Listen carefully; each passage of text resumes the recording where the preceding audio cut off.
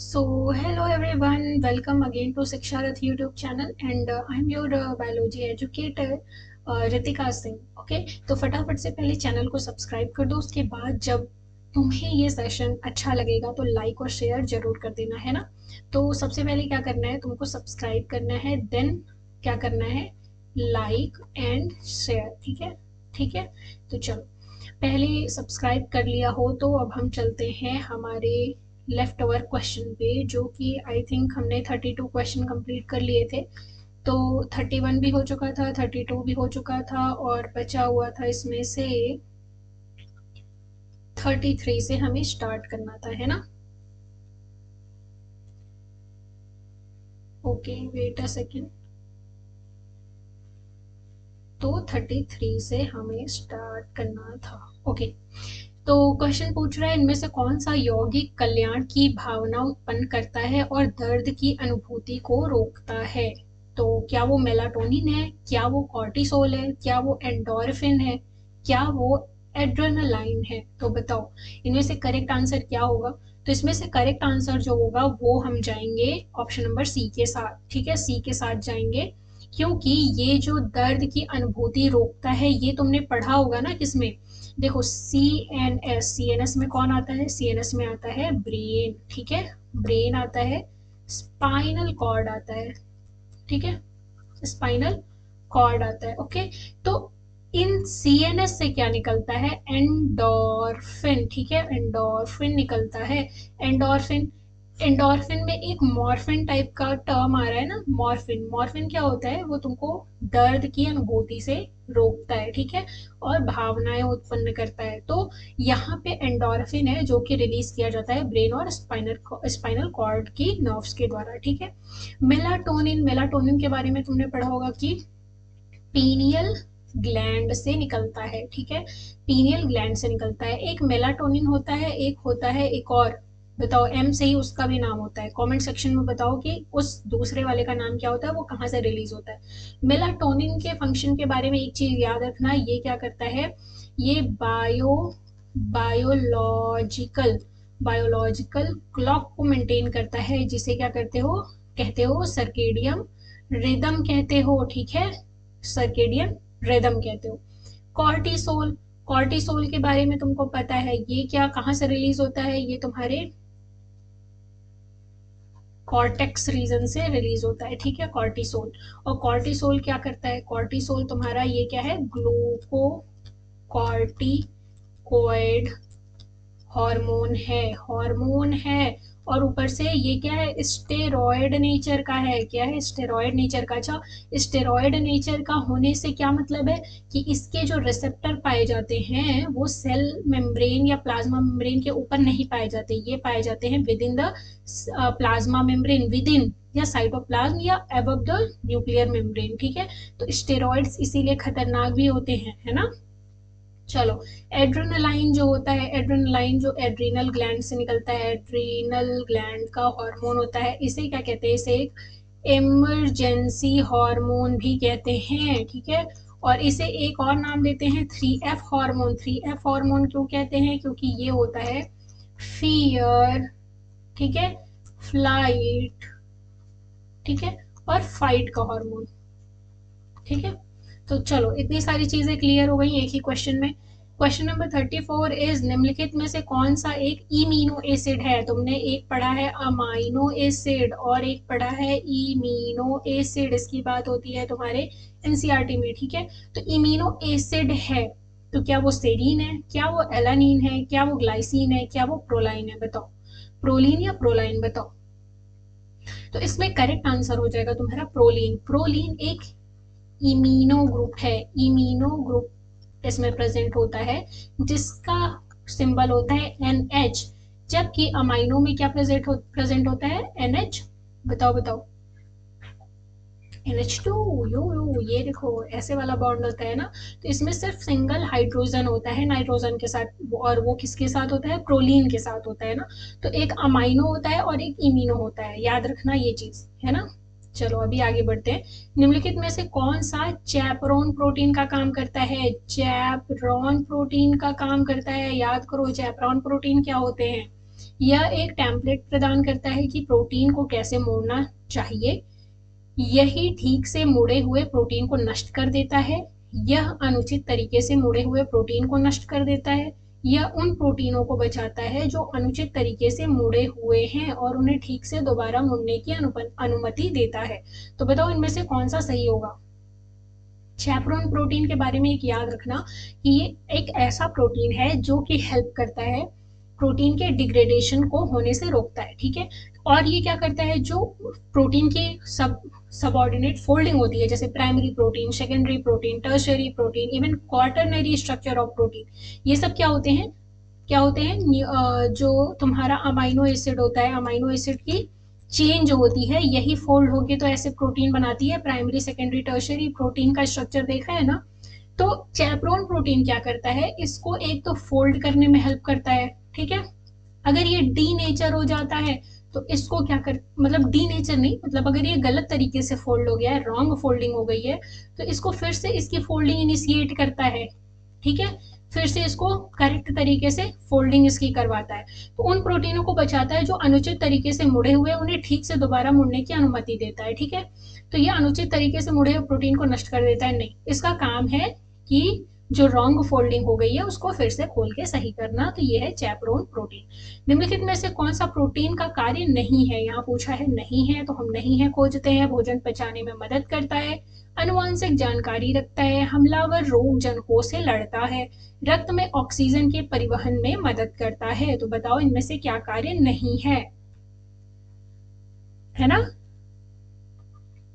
तो इसमें correct answer हो जाएगा अनुवांशिक जानकारी रखता है। अनुवांशिक जानकारी तुम्हारे कहाँ होता है, डीएनए के क्रोमोसोम के अंदर प्रेजेंट जीन में, ठीक है, जीन में होता है। भोजन पचाने में मदद करता है, कौन मदद करता है, एंजाइम्स होते हैं। एंजाइम्स क्या है, all enzymes are protein, all protein are not enzyme, ऐसा कोई स्टेटमेंट है क्या, कुछ याद आ रहा है। एंजाइम जो होते हैं वो क्या होते हैं, प्रोटीन्स होते हैं, ठीक है, ठीक है। और हमलावर रोग जनकों से लड़ता है, भाई क्या है वो, इम्यूनोग्लोब्यूलिन, ग्लोब्यूलिन, ठीक है, याद आ रहा है, इम्यूनोग्लोब्यूलिन, जैसे तुम कहते हो आईजीए, आईजीजी, ठीक है, आईजीएम, ये सब क्या है, ये सब क्या है, ये हमलावर रोग जनकों से लड़ता है, ठीक है। रक्त में ऑक्सीजन परिवहन मदद करता है, बहुत लोग तो इसी के साथ गए होंगे लेकिन ये गलत है, क्यों, क्योंकि तुम्हारा वो होता है हीमोग्लोबिन, ठीक है, स्पेलिंग देख लेना, ग्लोबिन, ठीक है। तो इसमें जो हीम, ये तो एफ वाला पार्ट है ना, लेकिन ये जो ग्लोबिन वाला पार्ट है ये तो प्रोटीन है ना। तो प्रोटीन क्या करता है, ऑक्सीजन के क्या परिवहन में हेल्प करता है। तो यहाँ करेक्ट आंसर हो जाएगा तुम्हारा बी, ओके। चलो हम आगे बढ़ते हैं। निम्नलिखित में से कौन सा एपीमर्स का उदाहरण है, एपीमर्स, याद करो एपीमर्स, ठीक है। एपीमर्स के बारे में एक चीज याद रखो, एपीमर्स, ठीक है, मर्स लिखो और इसके साथ ही लिखो स्टीरियो शब्द, ठीक है, ठीक है। ईपीमर्स का मतलब क्या होता है कि अगर कोई दो स्ट्रक्चर हैं वो आपस में सेम है लेकिन उनका कोई एक सिमिलर पोजीशन जो होता है, इसमें जोड़ने वाला कंपाउंड जो होता है वो थोड़ा सा डिफरेंट होता है। सारा स्ट्रक्चर सेम है, ये भी सेम है, ये भी सेम है, ये भी सेम है, ये भी सेम है, ये भी सेम है, ये भी सेम है, लेकिन ये जो सिमिलर पोजीशन है, एक ही पोजीशन पे ये दूसरे कंपाउंड जोड़ रखे हैं इसने, ठीक है। तो अब ये बताओ कि इनमें से कौन सा ऐसा कॉम्बिनेशन है, मैनोज है ग्लूकोज का कॉम्बिनेशन, ग्लूकोज और ribose, galactose and ribose, glucose और गैलेक्टोज। तो बताओ ऐसा कौन सा कॉम्बिनेशन है जो एपीमर्स है, मतलब कि सारा स्ट्रक्चर सेम है लेकिन किसी एक पोजीशन पे उसका जुड़ने वाला जो मॉलिक्यूल है वो डिफरेंट है। तो जो शायद ऑफिशियल आंसर की जो दिया था उसमें ऑप्शन नंबर ए करेक्ट किया था, लेकिन यहाँ ग्लूकोज और गैलेक्टोज देखो, ये कार्बन 4 के ऊपर इनमें क्या होता है, डिफरेंट होता है, और ये C2 के ऊपर डिफरेंट होता है ना। तो ग्लूकोज और मैनोज में कार्बन 2 पे डिफरेंस देखा जाता है और डी वाले में ग्लूकोज और गैलेक्टोज में कार्बन 4 पे डिफरेंस देखा जाता है। तो यहाँ दोनों ऑप्शन करेक्ट होना चाहिए था, लेकिन आई थिंक दिया हुआ है, जिसने भी चेक किया हो, ठीक है। तो हम यहाँ पे दोनों के बारे में पढ़ते हुए चलते हैं, ठीक है। चलो अभी आगे देखते हैं। पुनः संयोजक डीएनए प्रौद्योगिकी में शामिल है। डीएनए को प्रतिबंध, एंडोन्यूक्लाइज के साथ तोड़ना और पॉलीमरेज के साथ जोड़ना, न्यूक्लिएज, ठीक है। डीएनए को रेस्ट्रिक्शन एंडोन्यूक्लिएज, न्यूक्लिएज है ना, के साथ तोड़ना और जोड़ना, डीएनए को रेस्ट्रिक्शन एंडोन्यूक्लियस से अलग करना और लिगेज के साथ जोड़ना, डीएनए को लिगेज से तोड़ना और एंडोन्यूक्लियस के साथ जोड़ना। तो बताओ इसमें से पूछ रहा है कि रिकॉम्बिनेशन, एक सेकेंड ये क्यों नहीं चल रहा,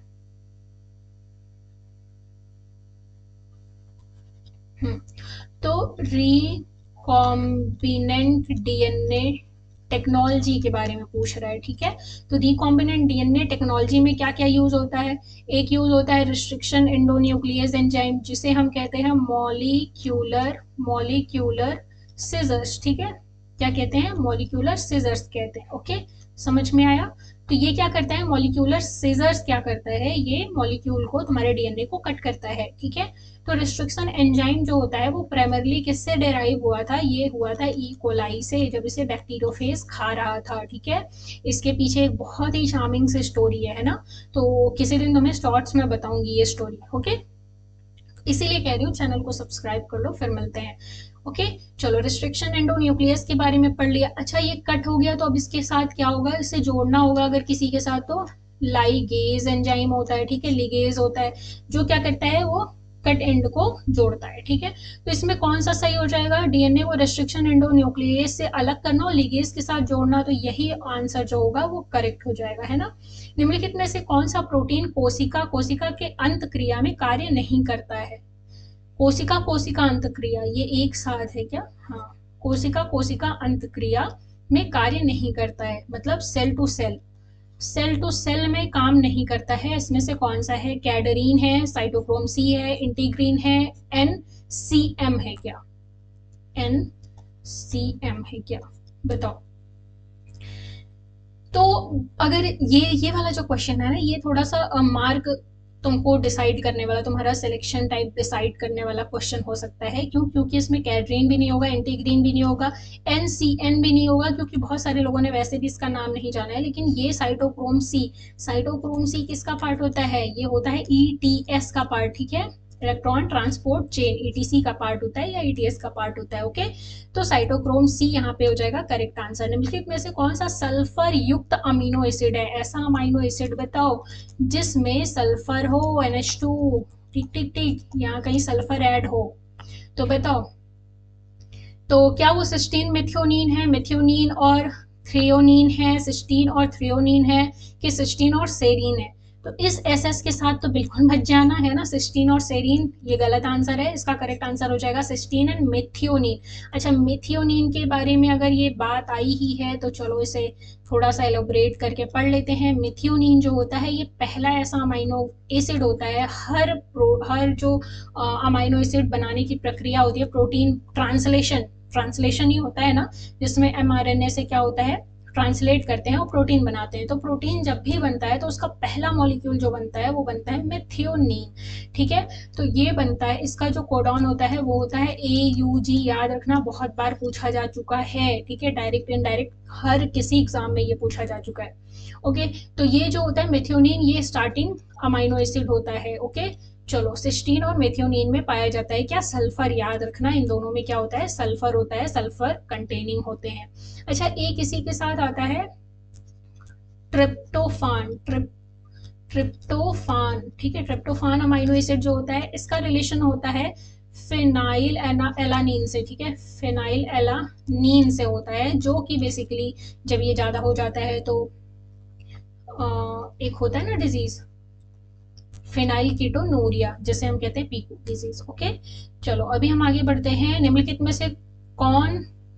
में से किस कोशिका में कोशिका भित्ति नहीं होती है, बहुत ही हलवा सा क्वेश्चन है ये, किसमें सेल वॉल नहीं होती है, सेल वॉल एब्सेंट इन पूछा है, सेल वॉल एब्सेंट इन, तो बता दो, पादप कोशिका में, जीवाणु कोशिका में, कवक में, पशु कोशिका में। तो बहुत ही हलवा सा क्वेश्चन है, इसका करेक्ट आंसर हो जाएगा पशु कोशिका में, ये सारे गलत हो जाएंगे। प्लांट सेल में क्या होता है, सेल वॉल प्रेजेंट होता है, प्राइमरी सेल वॉल भी होता है और सेकेंडरी सेल वॉल भी होता है, ठीक है। जीवाणु कोशिका में क्या होता है, कैप्सूल भी पाया जाता है, सेल वॉल भी पाया जाता है ना।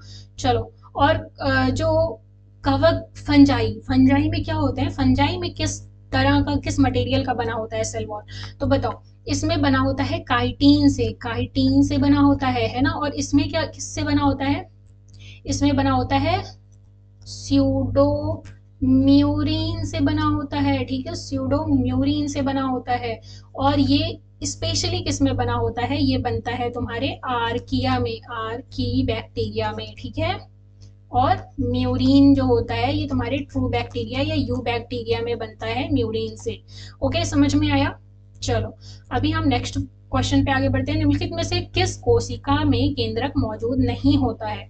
बहुत ही इजी क्वेश्चन है। किस कोशिका में सेल में जो सेल का न्यूक्लियस होता है वो एब्सेंट होता है, पूछ रहा है। तो यूकैरियोटिक सेल, नहीं नहीं भाई, यूकैरियोटिक सेल के अंदर क्या होता है, यू का मतलब होता है ट्रू, ट्रू का मतलब होता है कि उसके पास ट्रू न्यूक्लियस प्रेजेंट होगा, न्यूक्लियस के अंदर ढेर सारे ये प्रेजेंट होंगे, ये न्यूक्लियोलस होगा, ओके।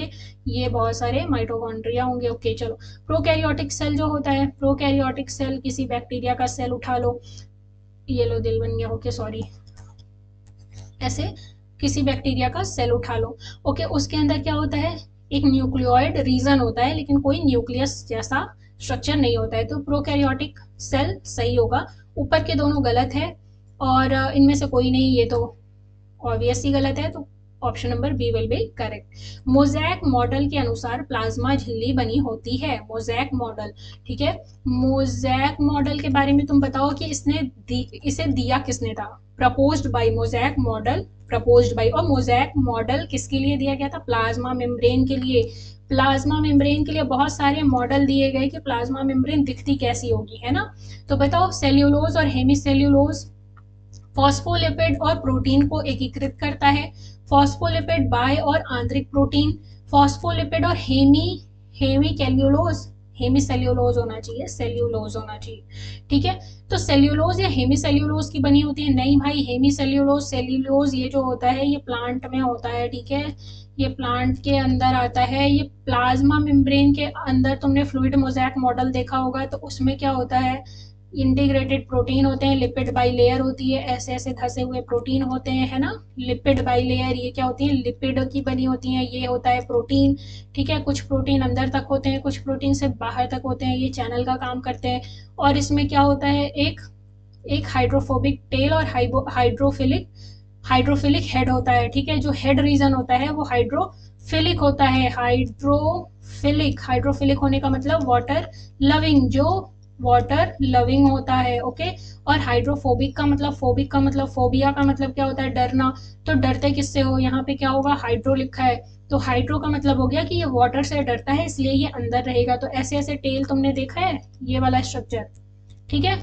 इसमें क्या है, ये लिपिड है, ये प्रोटीन है, तो यहाँ देखो फॉस्फोलिपिड है, फॉस्फोलिपिड और बाय और आंतरिक प्रोटीन, तो आंसर नंबर सी के साथ हम लोग जाएंगे, ठीक है। ये ज्यादा करेक्टली, इंटीग्रेटेड प्रोटीन दो तरह के होते हैं, एक फुल्ली जो इंटरनल प्रोटीन होते हैं, और एक जो होते हैं वो जैसे धसे होते हैं, जिसे तुम कहते हो एक्सटर्नल प्रोटीन, ओके, समझ में आया।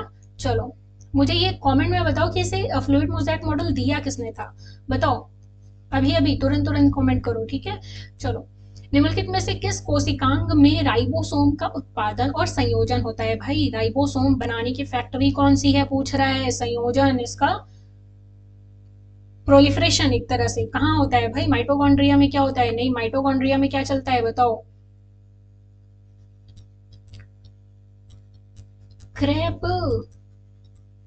हैंसलेट साइकिल चलता है इसके अंदर, ओके। साइटोप्लाज्म, साइटोप्लाज्म में नहीं होता है, ठीक है।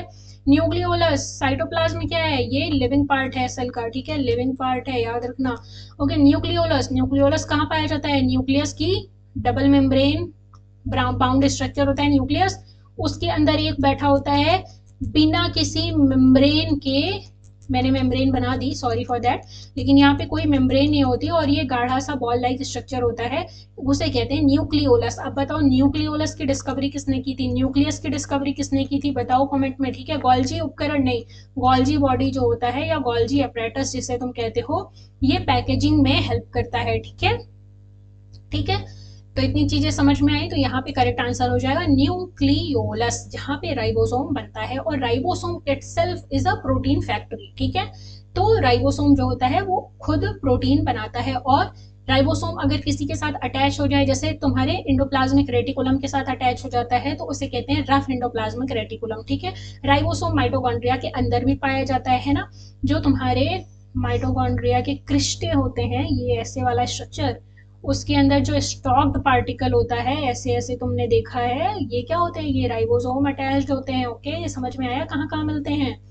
ओके, चलो नेक्स्ट क्वेश्चन है, एंडोप्लाज्मिक रेटिकुलम झिल्ली जो राइबोसोम से जुड़ती है कहलाती है, लो मैंने ये तुमको अभी बताया था, और अभी क्वेश्चन भी आ गया। राइबोसोम, राइबोसोम अगर किसी एंडोप्लाज्मिक रेटिकुलम से जुड़ जाए तो वो क्या होता है, रफ एंडोप्लाज्मिक रेटिकुलम, ठीक है। निम्नलिखित में से कौन सी सक्रिय कोशिका मृत्यु प्रक्रिया है भाई, एक्टिव, एक्टिव सेल डेथ किसे कहते हैं। एपोप्टोसिस हो जाता है, कि गल जाना होता है, कि बुढ़ापा होता है, कि लाइसिस होता है। लाइसिस का मतलब होता है ब्रेक डाउन। बताओ बताओ बताओ बताओ, यहाँ पे करेक्ट आंसर होगा एपोप्टोसिस। गल जाना नहीं होता, बुढ़ापा नहीं होता, ठीक है। लाइसिस नहीं होता, बुढ़ापा भी होगा तो भी एपोप्टोसिस हो जाएगा। वो अगर डिग्रेड हो रही होगी कोई कोशिका तो वो अपना एक्टिवेटेड सेल डेथ के अंदर वो खुद को खत्म कर लेती है ना। चलो, एपोप्टोसिस के अंदर भी मैं तुमको एक शॉर्ट वीडियो प्रोवाइड कर दूंगी, है ना, तो इसमें पूरा एपोप्टोसिस का कॉन्सेप्ट क्लियर हो जाएगा। ओके, चलो अभी यहाँ से मूव करते हैं हमारे नेक्स्ट क्वेश्चन पे। क्लिनफेल्टर सिंड्रोम अनुवांशिक संरचना वाला होता है भाई। जो क्लाइनफेल्टर सिंड्रोम होता है उसका तुम्हारा डीएनए का अनुवांशिक संरचना पूछ रहा है, ठीक है। तुम्हारा जो जेनेटिक मटेरियल है उसका स्ट्रक्चर कैसा हो जाएगा, कि पर्सन जो होगा वो क्लिनफेल्टर सिंड्रोम का रोगी हो जाएगा। तो बताओ 44 ऑटोसोम होंगे, XXY होगा, या 44 ऑटोसोम, ये तो सेम, अच्छा इसमें 45 ऑटोसोम होंगे, XX हो जाएगा, या फिर 45 ऑटोसोम XY हो जाएगा। तो इसमें से करेक्ट आंसर क्या होगा, ये भी नहीं होगा, ये भी नहीं होगा, ये भी नहीं होगा, और करेक्ट आंसर होगा तुम्हारा ए। क्लिनफेल्टर सिंड्रोम में याद रखना हमेशा 44 ऑटो और XXY होता है, ठीक है। XXY होता है, जो पर्सन होता है बॉडी मेल की होती है, और बहुत सारे फीचर जो होते हैं वो फीमेल फीचर आ जाते हैं ना। समझ में आया। तो चलो अभी हम आगे बढ़ते हैं। किस जीन के भीतर मौजूद गैर कोडिंग अनुक्रम को कहा जाता है, किसी जीन के अंदर नॉन कोडिंग अनुक्रम को कहा जाता है। एक्सॉन कहा जाता है, ओपेरॉन कहा जाता है, प्रमोटर कहा जाता है, इंटेरॉन कहा जाता है। Mark your correct answer. Okay, तो बताओ फटाफट से। तो इसका करेक्ट आंसर क्या होगा, बताओ फटाफट से। तो non coding, non coding sequence पूछा है तुमसे, ठीक है। तो क्या एक्सॉन हो सकता है, इंटरॉन हो सकता है, ओपेरॉन तो वैसे भी नहीं होगा, प्रमोटर तो वैसे भी नहीं होगा, लैक ओपेरॉन मॉडल है, ठीक है। एक क्या है, लैक ओपेरॉन मॉडल होता है। ये क्या होता है, इंड्यूसिबल ओपेरॉन मॉडल है। ये क्वेश्चन पूछा जा चुका है, ठीक है। Which of the following is inducible और non inducible type of model, ठीक है। तो लैक ओपेरॉन जो होता है इसमें लैक्टोज दिया जाता है इंड्यूस कराने के लिए, ठीक है। तो इसके अंदर आता है प्रमोटर वगैरह। ओके, तो यहाँ पे ये दोनों आंसर गलत हो जाएंगे। एक्सॉन और इंटरॉन में बहुत लोग कंफ्यूज होते हैं, ठीक है।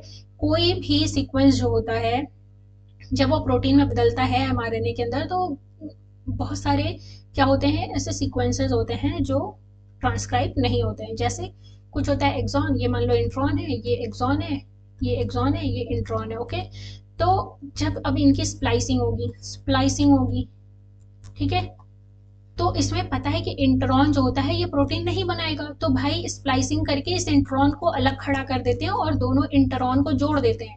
तो ये जब जोड़ दिए तो अब इससे बनने वाला एक क्या होगा, प्रोटीन होगा, ठीक है। एक प्रोटीन इससे बन जाएगा, लेकिन इन दोनों से कोई प्रोटीन नहीं बनेगा अगर ये बिना स्प्लाइस किए इनको ट्रांसफर किया गया कि प्रोटीन बनाओ चलो जबरदस्ती।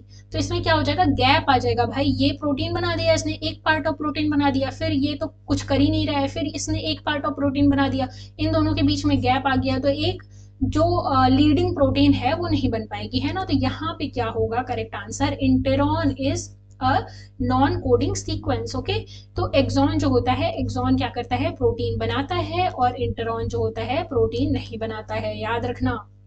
ओके, चलो तो फिर हमारे नेक्स्ट क्वेश्चन पे आगे बढ़ते हैं। जीन के वैकल्पिक रूप कहलाते हैं, भाई जीन तुम पढ़ते हो, जीन के साथ एक और टर्म तुम पढ़ते हो, उसे कहते हो एलील, ठीक है। एलील कितनी बार पढ़ चुके होगे। तो लोकी कहते हैं, मल्टीपल्स कहते हैं, गुणसूत्रों कहते हैं, या फिर एलील्स कहते हैं। तो correct answer will B alleles, गुणसूत्र नहीं होगा, लोकी नहीं होगा। लोकाई इसे कहते हैं या लोकी कहते हैं। ये क्या होता है, पूरे तुम्हारे क्रोमोजोम पे ये क्या बन गया, ये क्रोमोजोम मान लो, ठीक है।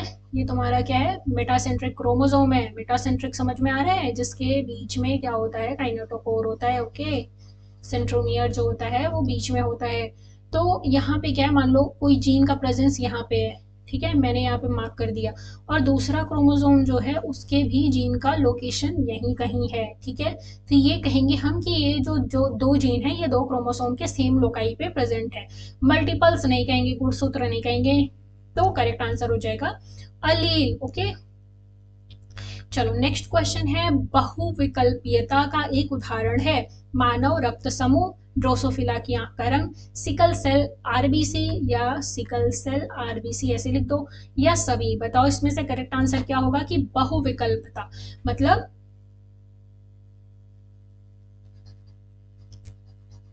मल्टीपल एलेलिज्म का एग्जाम्पल कौन सा है। बताओ बताओ बताओ, बहुविकल्पता का इंग्लिश तो यही होगा ना, जो इंग्लिश वाले, इंग्लिश मीडियम वाले। बताओ, मल्टीपल एलेलिज्म ही तो पढ़ते हो। तो मानो रक्त समूह में भी क्या होता है, एलेलिज्म मल्टीपल होता है, ये आई बी आई ओ होता है ना।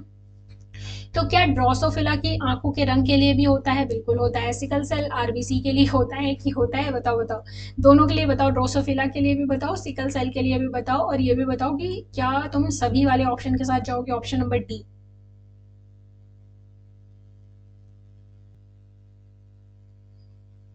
अच्छा, मैं तो इसके साथ एक और चीज तुम्हें बता देती हूँ कि ये को डोमिनेंस का भी एग्जाम्पल होता है। क्या को डोमिनेंस का भी एग्जाम्पल होता है क्या, human blood group system, okay.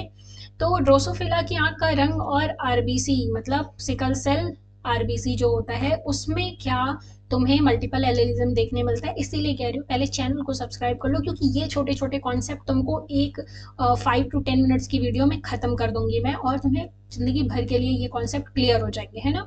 तो ड्रोसोफिला की आंख के रंग के बारे में 3 चीजें होती हैं। एक होती है व्हाइट आई, ठीक है, व्हाइट आई की ड्रोसोफिला होती है, और एक होती है तुम्हारी रेड आई, ठीक है, रेड आई। और किसी किसी में मोजैक आई देखने मिलता है। क्या होता है, मोजैक आई देखने मिलता है। तो इसकी पॉपुलेशन में एक से ज्यादा अलील होते हैं, मतलब दो से, एक्चुअली एक जो पर्सन होता है, मान लो मैं हूं, तो मेरे अंदर कोई एक जीन का 2 कॉपी होगा, मतलब समझ रहे हो, एक मेरे फादर से आया होगा, एक मेरी मदर से आया होगा। तो 2 होना चाहिए, मतलब एक अलील, एक पेयर ऑफ अलील प्रेजेंट होगा। लेकिन पूरी पॉपुलेशन में, पूरे ह्यूमन की पॉपुलेशन में, ब्लड ग्रुप के बारे में अगर देखो, तो बहुत सारे अलग अलग अलील हैं जो कि अलग अलग कैरेक्टर को डिफाइन करते हैं। ऑल दो एक पर्सन में एक ही पेयर ऑफ अलील होता है, लेकिन ये जो अलील होता है, मल्टीपल एलेलिज्म, ये पॉपुलेशन लेवल पे डिफाइन होता है ना। Always define on population level, okay, population level पे डिफाइन होता है। तो सिकल सेल एनीमिया, जो सिकल सेल एनीमिया बार बार है, सिकल सेल आरबीसी मतलब ऐसी जो आरबीसी होती है जो ऐसे सिकल टाइप की हो जाती है ना, सिकल सेल एनीमिया में होता है ना ऐसा। तो जो बीटा ग्लोब्यूलिन प्रोटीन होता है, ग्लोब्यूलिन प्रोटीन होता है, इसके अंदर क्या होता है, इसका जो होता है ये मल्टीपल एलेलिज्म शो करता है, बीटा ग्लोब्यूलिन प्रोटीन, ठीक है। तो यहाँ पे इसीलिए करेक्ट आंसर हो जाएगा तुम्हारा डी, ठीक है। चलो अभी हम आगे बढ़ते हैं। आई ए आई बी जीनोटाइप वाला व्यक्ति रक्त समूह ए बी दर्शाएगा। इसका कारण है कि प्लियोट्रॉपी है, सप्रभुत्व है, पृथककरण है, अधूरा प्रभुत्व है। बताओ इनमें से आई ए और आई बी जो होता है, जैसे तुम अगर मेंडेलियन ऑर्डर पढ़ोगे, मेंडेलियन जो जेनेटिक्स है, उसमें तुम देखोगे कि एक डोमिनेंट डोमिनेंट जीन होगा, ठीक है, डोमिनेंट जीन होगा, और एक होगा रेसेसिव, ठीक है। तो रेसेसिव के ऊपर डोमिनेंट वाला चढ़ा हुआ रहेगा, भाई तुमको रेसेसिव को मैं दबा के रखूंगा, रेसेसिव को क्या कहते हैं, प्रदर्शित होने नहीं दूंगा, ठीक है। तो इसमें क्या होता है, ये तुमको फिजिकली दिखता नहीं है, तुमको आंखों से देखने पे नहीं दिखता है, ऑल्दो ये उस पर्सन की जीन में प्रेजेंट होता है ना। तुमको वही कैरेक्टर दिखते हैं उस पर्सन में जो डोमिनेंट जीन तुमको दिखाना चाहता है। लेकिन अब आई ए आई बी ये दो जीन है, आई ए है एक और एक आई बी है। जब ये दोनों साथ आते हैं तो इसमें चाहिए कि ब्लड ग्रुप जो हो वो चाहे ए हो चाहे बी हो, लेकिन हमें देखने क्या मिलता है, ए बी देखने मिलता है। ये जो होता है इसका मतलब हुआ कि ये भी थोड़ा सा डोमिनेंट है, ये भी थोड़ा सा डोमिनेंस है, ये एक दूसरे को दबा नहीं रहे हैं, सप्रेस नहीं कर रहे हैं। तो ये क्या है, प्लियोट्रॉपी है? नहीं, बिल्कुल नहीं। सप्रभुत्व है, को डोमिनेंस है? बताओ, को डोमिनेंस है क्या? पृथक्करण है, सेपरेशन है, या सेग्रीगेशन कह लो, सेग्रीगेशन भी नहीं है। अधूरा प्रभुत्व, अधूरा प्रभुत्व की इंग्लिश क्या होगी, थोड़ा सा मुझे कमेंट में बताना है ना। बताओ, कोडोमिनेंस जो होगा ये क्या होगा, करेक्ट आंसर होगा बी, सप्रभुत्व। कोडोमिनेंस का ही एग्जांपल है, अभी मैंने तुमको यहाँ पे बता रखा है। क्या ये किसका है एग्जांपल, कोडोमिनेंस का भी है और मल्टीपल एलिलिज्म का है। ये पूछा जाता है, बहुत बार पूछा जा चुका है। ओके, चलो नेक्स्ट क्वेश्चन पे मूव करते हैं। कभी कभी एक ही जीन एक से अधिक प्रभाव व्यक्त करता है, घटना कहलाती है। लो, तुम्हारे हर ऑप्शन से क्वेश्चन बना रखा है भाई साहब ने, है ना। तो पूछ रहा है कि एक ही जीन, जब एक जीन एक से अधिक प्रभाव दिखाने लगे, ये भी एक इफेक्ट है, ये भी एक इफेक्ट है, ये भी एक इफेक्ट है, ये भी एक इफेक्ट है, तो बताओ इसे क्या कहेंगे, एकाधिक एडेलिज्म कहेंगे, मोज़ैकवाद कहेंगे, प्लियोट्रॉपी कहेंगे, या बहुपत्नित्व कहेंगे? ये कौन सा ऑप्शन है ना, बताओ इसका करेक्ट आंसर क्या होगा। भाई देखो, यहाँ पे भी तुमको प्लियोट्रॉपी देखने मिला था ना, मैंने इसीलिए तुमको यहाँ पे डिफाइन नहीं किया, ठीक है। तो मल्टीपल एलिलिज्म तुमने देखा, मल्टीपल एलिलिज्म तुमने कोडोमिनेंस देखा, ठीक है, कोडोमिनेंस देखा। अब एक देखो प्लियोट्रॉपी, देखो ट्रॉपी देखो, ठीक है। ट्रॉपी में क्या होता है कि एक जीन होता है, मान लो ये एक जीन है, ठीक है, और इसके बहुत सारे कैरेक्टर होते हैं। जैसे जब तुम किसी पॉपुलेशन का फिजिकल अपीयरेंस देखोगे तो उसमें वही जीन दूसरा इफेक्ट दे रहा है, वही जीन तीसरा इफेक्ट दे रहा है, वही जीन जो होता है चौथा इफेक्ट दे रहा है, वही पांचवा इफेक्ट दे रहा है। तो इसे कहते हैं प्लियोट्रॉपिक नेचर, ठीक है। किसी जीन का एक से अधिक प्रभाव, ठीक है, एक से अधिक प्रभाव, तो वो क्या होता है, प्लियोट्रॉपी ऑफ जीन होता है। ओके, समझ में आया। चलो अभी हम नेक्स्ट क्वेश्चन पे बढ़ते हैं। निम्नलिखित में से कौन सा एक पात्र मेंडल द्वारा नहीं चुना गया था। पात्र का मतलब यहाँ पे क्या होगा, तो मतलब यहाँ पे होगा कैरेक्टर, ठीक है, कैरेक्टर नहीं चुना गया था। पॉड का आकार, पॉड का रंग, फूल का स्थान, पॉड का स्थान, बताओ मतलब पॉड का प्लेस, ठीक है, कहाँ पे वो फली लग रही है। मटर का पौधा चुना था ना, 7 कंट्रास्टिंग कैरेक्टर भी चुने थे, याद आ रहा है कुछ। फूल का स्थान मतलब फ्लावर एक्सियल था या टर्मिनल था, ऐसा कुछ देखा था क्या। पॉड का कलर, बताओ पॉड का कलर देखा था कि जो पॉड का कलर है ग्रीन है या येलो है, बताओ ऐसा कुछ देखा था। पॉड का आकार, पॉड कैसा है, रिंकल है या सोलन है, ठीक है, कंस्ट्रिक्टेड है या सोलन है, ठीक है। बताओ इसमें से करेक्ट आंसर क्या हो जाएगा, जल्दी जल्दी बताओ, कमेंट करो, है ना। तो पॉट का स्थान नहीं देखा था, है ना। फूड जो फूल का कलर था वो देखा था व्हाइट और पर्पल, ठीक है, दो चीज देखी थी। पॉट का कलर भाई ग्रीन है, येलो है।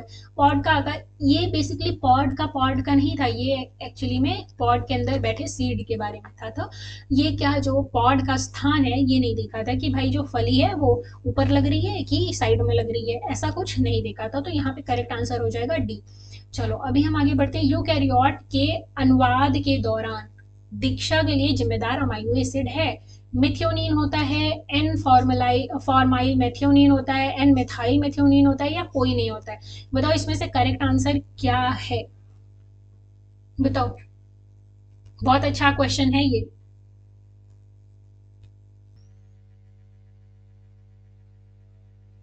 तो इसमें करेक्ट आंसर हो जाएगा methionine, A will be the correct answer. क्यों, अच्छा प्रोकैरियोट जो होते हैं और यूकैरियोट जो होते हैं इनमें अलग अलग होता है मोस्टली। ये देखो इसमें क्या हो रहा है, इसमें क्या है, टीआरएनए। टीआरएनए क्या है, ट्रांसफर आरएनए, ठीक है। ट्रांसफर आरएनए को प्रोटीन सिंथेसिस स्टार्ट करनी है, तो वो क्या प्रोकैरियोट में सबसे पहले क्या लेकर आएगा, यहाँ पकड़ेगा किसको, इसमें पकड़ेगा एफ मेट को, फॉर्मलाइटेड क्या है, फॉर्माइलेटेड मेथियोनिन। इसे किसे पकड़ेगा, फॉर्मुलेटेड मिथ्योनिन को पकड़ेगा। लेकिन यूकैरियोट में अगर टीआरएनए को इनिशिएशन करना है किसका, प्रोटीन सिंथेसिस का, तो वो किसे पकड़ेगा, वो पकड़ेगा मिथ्योनिन को, ठीक है, मेट को पकड़ेगा और क्या करेगा, यहाँ से फिर जोड़ता चला जाएगा पॉली, देखो पॉलीअमाइन चेन, देखो ये रही ऐसे ऐसे ढेर सारी ऐसे चेन बन जाती है, फिर इनकी फोल्डिंग होती है ना, तो ये बनता है फाइनली प्रोटीन। तो यहाँ पे यूकैरियोट के बारे में पूछा है तो मिथ्योनिन याद रखना, अगर यहाँ प्रोकैरियोट पूछ लेगा तो तुम जाओगे एफ मेट के साथ, ठीक है, एन मेट नहीं होता है कुछ, एन मेट कुछ नहीं होता, ये कोई नहीं, ये भी करेक्ट नहीं होगा, तो ठीक है, correct answer will be A. Okay, DNA को खोलने के लिए किस एंजाइम का उपयोग किया जाता है, भाई डीएनए को ओपन करना है, डीएनए को क्यों ओपन किया जाता है बताओ, डीएनए को ओपन करके टेम्पलेट बनाया जाता है और फिर एमआरएनए पे ये देखो ट्रांसक्रिप्शन होता है, एमआरएनए भाई डीएनए, ये देखो डीएनए से एमआरएनए बनता है, इसलिए डीएनए को खोलना जरूरी है। डीएनए बहुत ही क्वाइल्ड स्ट्रक्चर होता है, ऐसे ऐसे ऐसे ऐसे ना, तो इन दोनों जो 5 to 3 होते हैं और एक 3 to 5 होता है ना स्ट्रैंड, तो इन स्ट्रैंड को ओपन करना जरूरी होता है। जब ओपन होता है तो एक स्ट्रैंड जो होता है वो टेम्पलेट की तरह काम करता है और मिथ्यो जो एम आर एन ए होता है वो सिंथेसाइज होता है, और फिर ये M R N A nucleus से बाहर निकल के आता है साइटोप्लाज्म में, साइटोप्लाज्म में क्या करता है, ट्रांसलेशन करता है, प्रोटीन बनाता है, ठीक है, और यहाँ पे क्या काम करता है, टी आर एन ए, जो अभी मैंने पिछली स्लाइड में तुम्हें बताया था।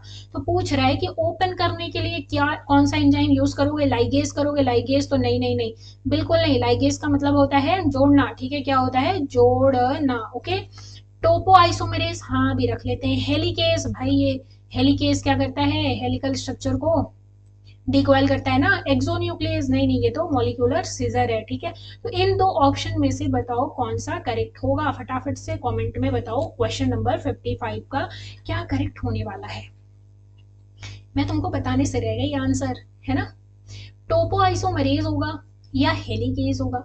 हेलिकेज से बहुत लोगों को लग रहा होगा helicase will promote helical structure of DNA, है ना, तो बिल्कुल भी गलत है, क्योंकि यही आंसर सही है। हेलिकेज जो होता है वो क्या करता है, हेलिकल स्ट्रक्चर ऑफ आरएनए को, डीएनए को क्या करता है, कॉइलिंग से हटाता है, उसको खोलता है, ठीक है।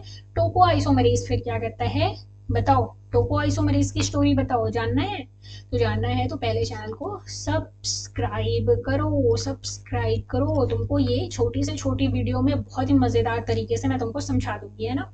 अभी जो हमें मेंटेन करना है वो टाइम ड्यूरेशन मेंटेन करना है और जल्दी जल्दी क्वेश्चन खत्म करना है, तो करेक्ट आंसर उसका हो गया हेलिकेज। ओके, डीएनए के एक स्ट्रैंड से अनुवांशिक जानकारी को आरएनए में कॉपी करने की प्रक्रिया को कहा जाता है, अभी तक मैंने चिल्ला चिल्ला के बता दिया है, ट्रांसलेशन कहा जाता है, ट्रांसक्रिप्शन कहा जाता है, रिवर्स ट्रांसक्रिप्शन कहा जाता है, रिवर्स ट्रांसलेशन कहा जाता है, बताओ इसमें से क्या कहा जाता है। डीएनए से क्या बनाना है, आरएनए बनाना है, तो डीएनए कहाँ होता है, न्यूक्लियस के अंदर होता है, तो न्यूक्लियस के अंदर जाके एंजाइम खोलता है इसको, डीएनए को, फिर वहां पे क्या करता है, एमआरएनए सिंथेसाइज करता है, ठीक है, ठीक है। तो जो एमआरएनए होता है भाई वो एचएनआरएनए के रूप में बाहर आता है, एचएनआरएनए, ठीक है, इससे बनता है फाइनली एमआरएनए, एमआरएनए बनता है, एमआरएनए से क्या होता है, ट्रांसलेशन होता है, ट्रांसलेशन होता है तो प्रोटीन बनता है। तो यहाँ वाली प्रोसेस को क्या कहते हैं, याद करो, सेंट्रल सेंट्रल डोगमा, ठीक है, सेंट्रल डोगमा एनसीईआरटी में दिया हुआ है, उसके अंदर एक आता है रिवर्स ट्रांसक्रिप्शन, ठीक है, याद रखना। तो यहाँ पे क्या है, ट्रांसलेशन होगा कि ट्रांसक्रिप्शन होगा कि ट्रांसलेशन नहीं होगा, यहाँ देख लो, तुमने अभी क्या किया था, एमआरएनए से ट्रांसलेट करके प्रोटीन बनाया था, तो transcription will be the correct answer, reverse transcription नहीं होगा, रिवर्स ट्रांसक्रिप्शन यहीं से यहीं हो जाता है ना, रिवर्स ट्रांसलेशन ऐसा कुछ होता नहीं है ना। तो 56 क्वेश्चन नंबर का क्या सही हो जाएगा बताओ, ट्रांसलेशन। चलो अभी हम आगे बढ़ते हैं, क्वेश्चन नंबर 57, आरएनए पॉलीमरेज गतिविधि के लिए निम्नलिखित में से कौन सा सत्य है। आरएनए पॉलीमरेज, याद रखना, आरएनए पॉलीमरेज, तो पॉलीमरेज का काम क्या है भाई, एक के ऊपर एक जरूरी चीजों को जोड़ते रहना, तो डीएनए पर निर्भर डीएनए संश्लेषण करवाता है कि सीधी मरम्मत करवाता है, कि डीएनए पर निर्भर आरएनए संश्लेषण करवाता है कि आरएनए पर निर्भर आरएनए संश्लेषण करवाता है, भाई आरएनए पॉलीमरेज है, आरएनए पॉलीमरेज है, तो इसका आंसर क्या हो जाएगा भाई, डीएनए पर निर्भर डीएनए संश्लेषण करवाएगा या सीधी मरम्मत, ये तो नहीं करवाएगा। आरएनए पर निर्भर आरएनए संश्लेषण करवाएगा, बताओ डीएनए पर निर्भर आरएनए संश्लेषण करवाएगा। 3 ऑप्शन है, मतलब ये तो पहले से आउट हो गया। तो 3 ऑप्शन में से सबसे करेक्ट आंसर क्या है, बताओ बताओ। तो एक होता है डीएनए पॉलीमरेज, ठीक है, पॉलीमरेज, और एक होता है आरएनए पॉलीमरेज, ठीक है। तो आरएनए पॉलीमरेज के लिए हम जाएंगे डीएनए पर निर्भर आरएनए संश्लेषण। भाई आरएनए पॉलीमरेज क्या करता है, जब ये तुम्हारे डीएनए को ओपन करता है तो वहां बनता है एमआरएनए में क्या करना होगा भाई, और आरएनए पॉलीमरेज चाहिए ना, प्राइमर में बनाने के लिए आरएनए पॉलीमरेज चाहिए होता है ना। तो यहाँ पे क्या हो जाएगा, तुम्हारा आरएनए डीएनए पर डिपेंड आरएनए संश्लेषण करवाता है आरएनए पॉलीमरेज। ओके, तो यहाँ पे करेक्ट आंसर हो जाएगा सी। और हम आगे बढ़ते हैं। डीएनए प्रकृति की प्रतिकृति की विधि है। भाई डीएनए प्रतिकृति मतलब डीएनए की कॉपी बनानी है। तो ये क्या है, रूढ़िवादी द्विदिशात्मक है, अर्ध रूढ़िवादी यूनिडायरेक्शनल है, अर्ध रूढ़िवादी द्विदिशात्मक है, रूढ़िवादी यूनिडायरेक्शनल है। बताओ इसमें से करेक्ट आंसर क्या हो जाएगा, फटाफट से कमेंट में मुझे बताओ। तो यहाँ पे पूछ रहा है कि डीएनए की कॉपी बनाना है। तो क्या होता है भाई डीएनए, डीएनए में क्या होता है, हमने पढ़ा है सेमी कंजर्वेटिव मॉडल, ठीक है, सेमी कंजर्वेशन होता है डीएनए में, ठीक है। जो दूसरी वाली कॉपी होती है इसकी, दूसरा स्ट्रैंड जो होता है वो क्या होता है, सेमी कंजर्वेटिव नेचर का होता है। तो क्या द्विदिशात्मक होता है या यूनिडायरेक्शनल होता है, सिर्फ एक ही डायरेक्शन में होता है या दूसरे डायरेक्शन में भी होता है। तो अर्ध रूढ़िवादी होता है, द्विदिशात्मक होता है। बताओ ये वाला सही है कि नहीं।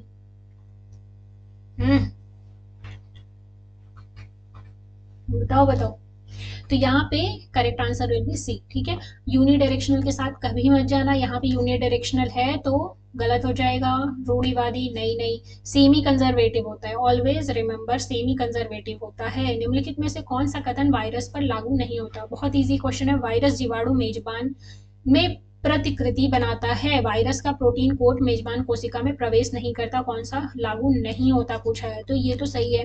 अनुवांशिक सामग्री डीएनए या आरएनए है। भाई अनुवांशिक सामग्री उनका जेनेटिक मटेरियल, वायरस का जेनेटिक मटेरियल चाहे डीएनए हो सकता है या आरएनए हो सकता है, तो ये भी सही है। मेजबान की अनुपस्थिति में वायरस स्वायत्त रूप से दोहराता है, ये ऑप्शन, रुको, वायरस जीवाणु मेजबान की में प्रतिकृति बनाता है, वायरस जीवाणु मेजबान में, ये भी तो सही है। होस्ट में जाके वो क्या करता है, अपने को रिप्लिकेट करता है, डुप्लीकेट करता है ना। तो मेजबान की अनुपस्थिति में वायरस स्वायत्त रूप से दोहराता है, नहीं नहीं, जब होस्ट अवेलेबल नहीं होता है तो वायरस जो होता है इनएक्टिव फॉर्म में आ जाता है ना, वो कोई डिजीज कॉल नहीं कर सकता।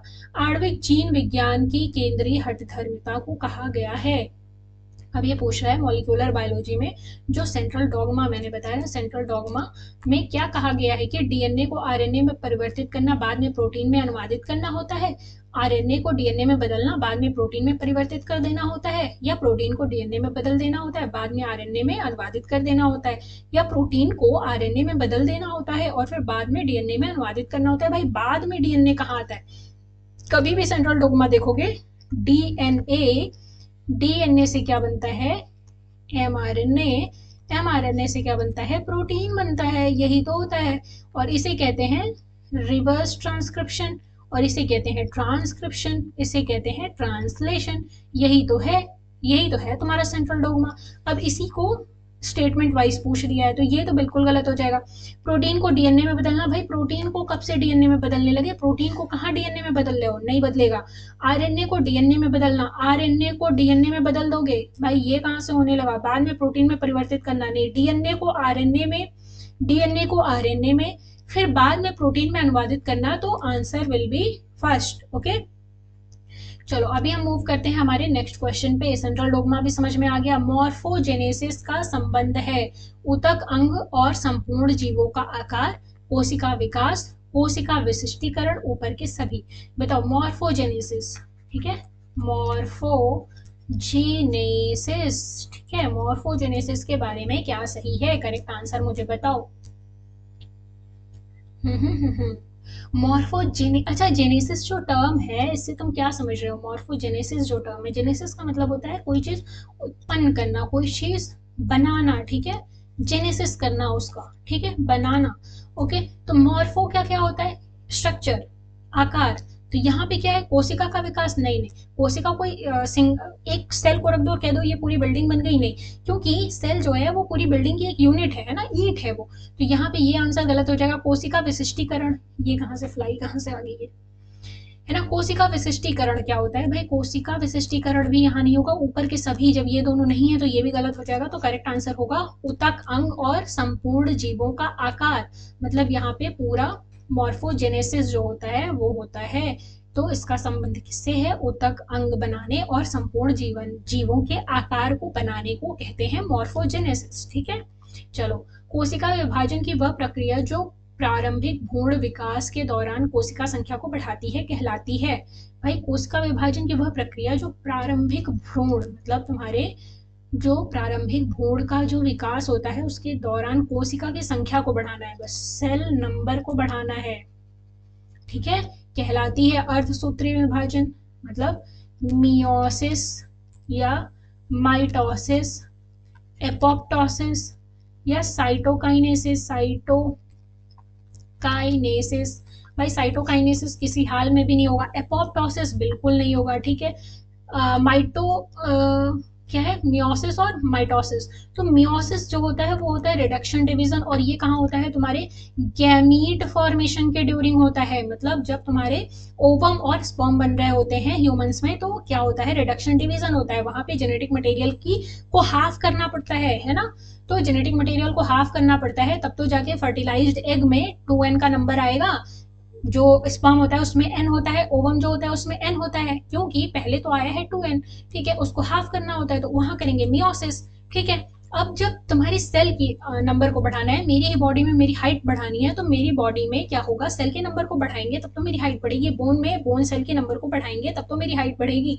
तो वहां पे क्या करना है? वहां पे मियोसिस नहीं करना है, वहां तुम्हारे जेनेटिक मटेरियल को हाफ नहीं करना है, वहां सिर्फ सेल को एक सेल से ऐसे तोड़ के बना देना है, ठीक है, उसकी बहन सेल को बनाना है। तो यहाँ पे क्या हो जाएगा? माइटोसिस, इक्वेशनल डिवीजन जिसे कहते हैं, इसीलिए समसूत्री डिवीजन भी इसे कहते हैं। तो यहाँ पे correct answer will be B. Okay, स्तनधारी भ्रूण के विकास के दौरान कौन सी संरचना ब्लास्टोसिस्ट की सबसे बाहरी परत बनाती है? चलो, ये तुम्हारे आ गया किससे? एम्ब्रियोलॉजी से क्वेश्चन आ चुका है। तो अभी तक एम्ब्रियोलॉजी से कोई क्वेश्चन देखने नहीं मिला था, है ना? तो आद्य बहिर्जनीय स्तर, एंडोडर्म, मेसोडर्म, ट्रोफोब्लास्ट सेल। तो बताओ इसमें से क्वेश्चन नंबर 63 का करेक्ट आंसर क्या होगा? क्या A will be the correct answer, क्या B will be the correct answer, क्या C will be the correct answer, या D? Trophoblast cell, mesoderm, endoderm. भाई ये वाली तो एकदम नहीं होगी। इंडोडर्म, भाई 3 लेयर होती है, इंडोडर्म होती है, मेसोडर्म होती है, एक्टोडर्म होती है, ठीक है। तो यहाँ पे पूछ रहा है कि भ्रूण विकास के दौरान मैमेल के बारे में पूछ रहा है। भ्रूण विकास के दौरान कौन सी संरचना ब्लास्टोसिस्ट ना की सबसे बाहरी परत को बनाती है? तो ये होती है ट्रोफोब्लास्ट सेल। बहुत इजी क्वेश्चन है, मतलब वन लाइनर टाइप का फैक्ट क्वेश्चन है, ये बदलता नहीं है ना। चलो, कोशिका, अच्छा ये किस में नहीं बदलता? ये देखो, स्तनधारी भ्रूण में नहीं बदलता है ना।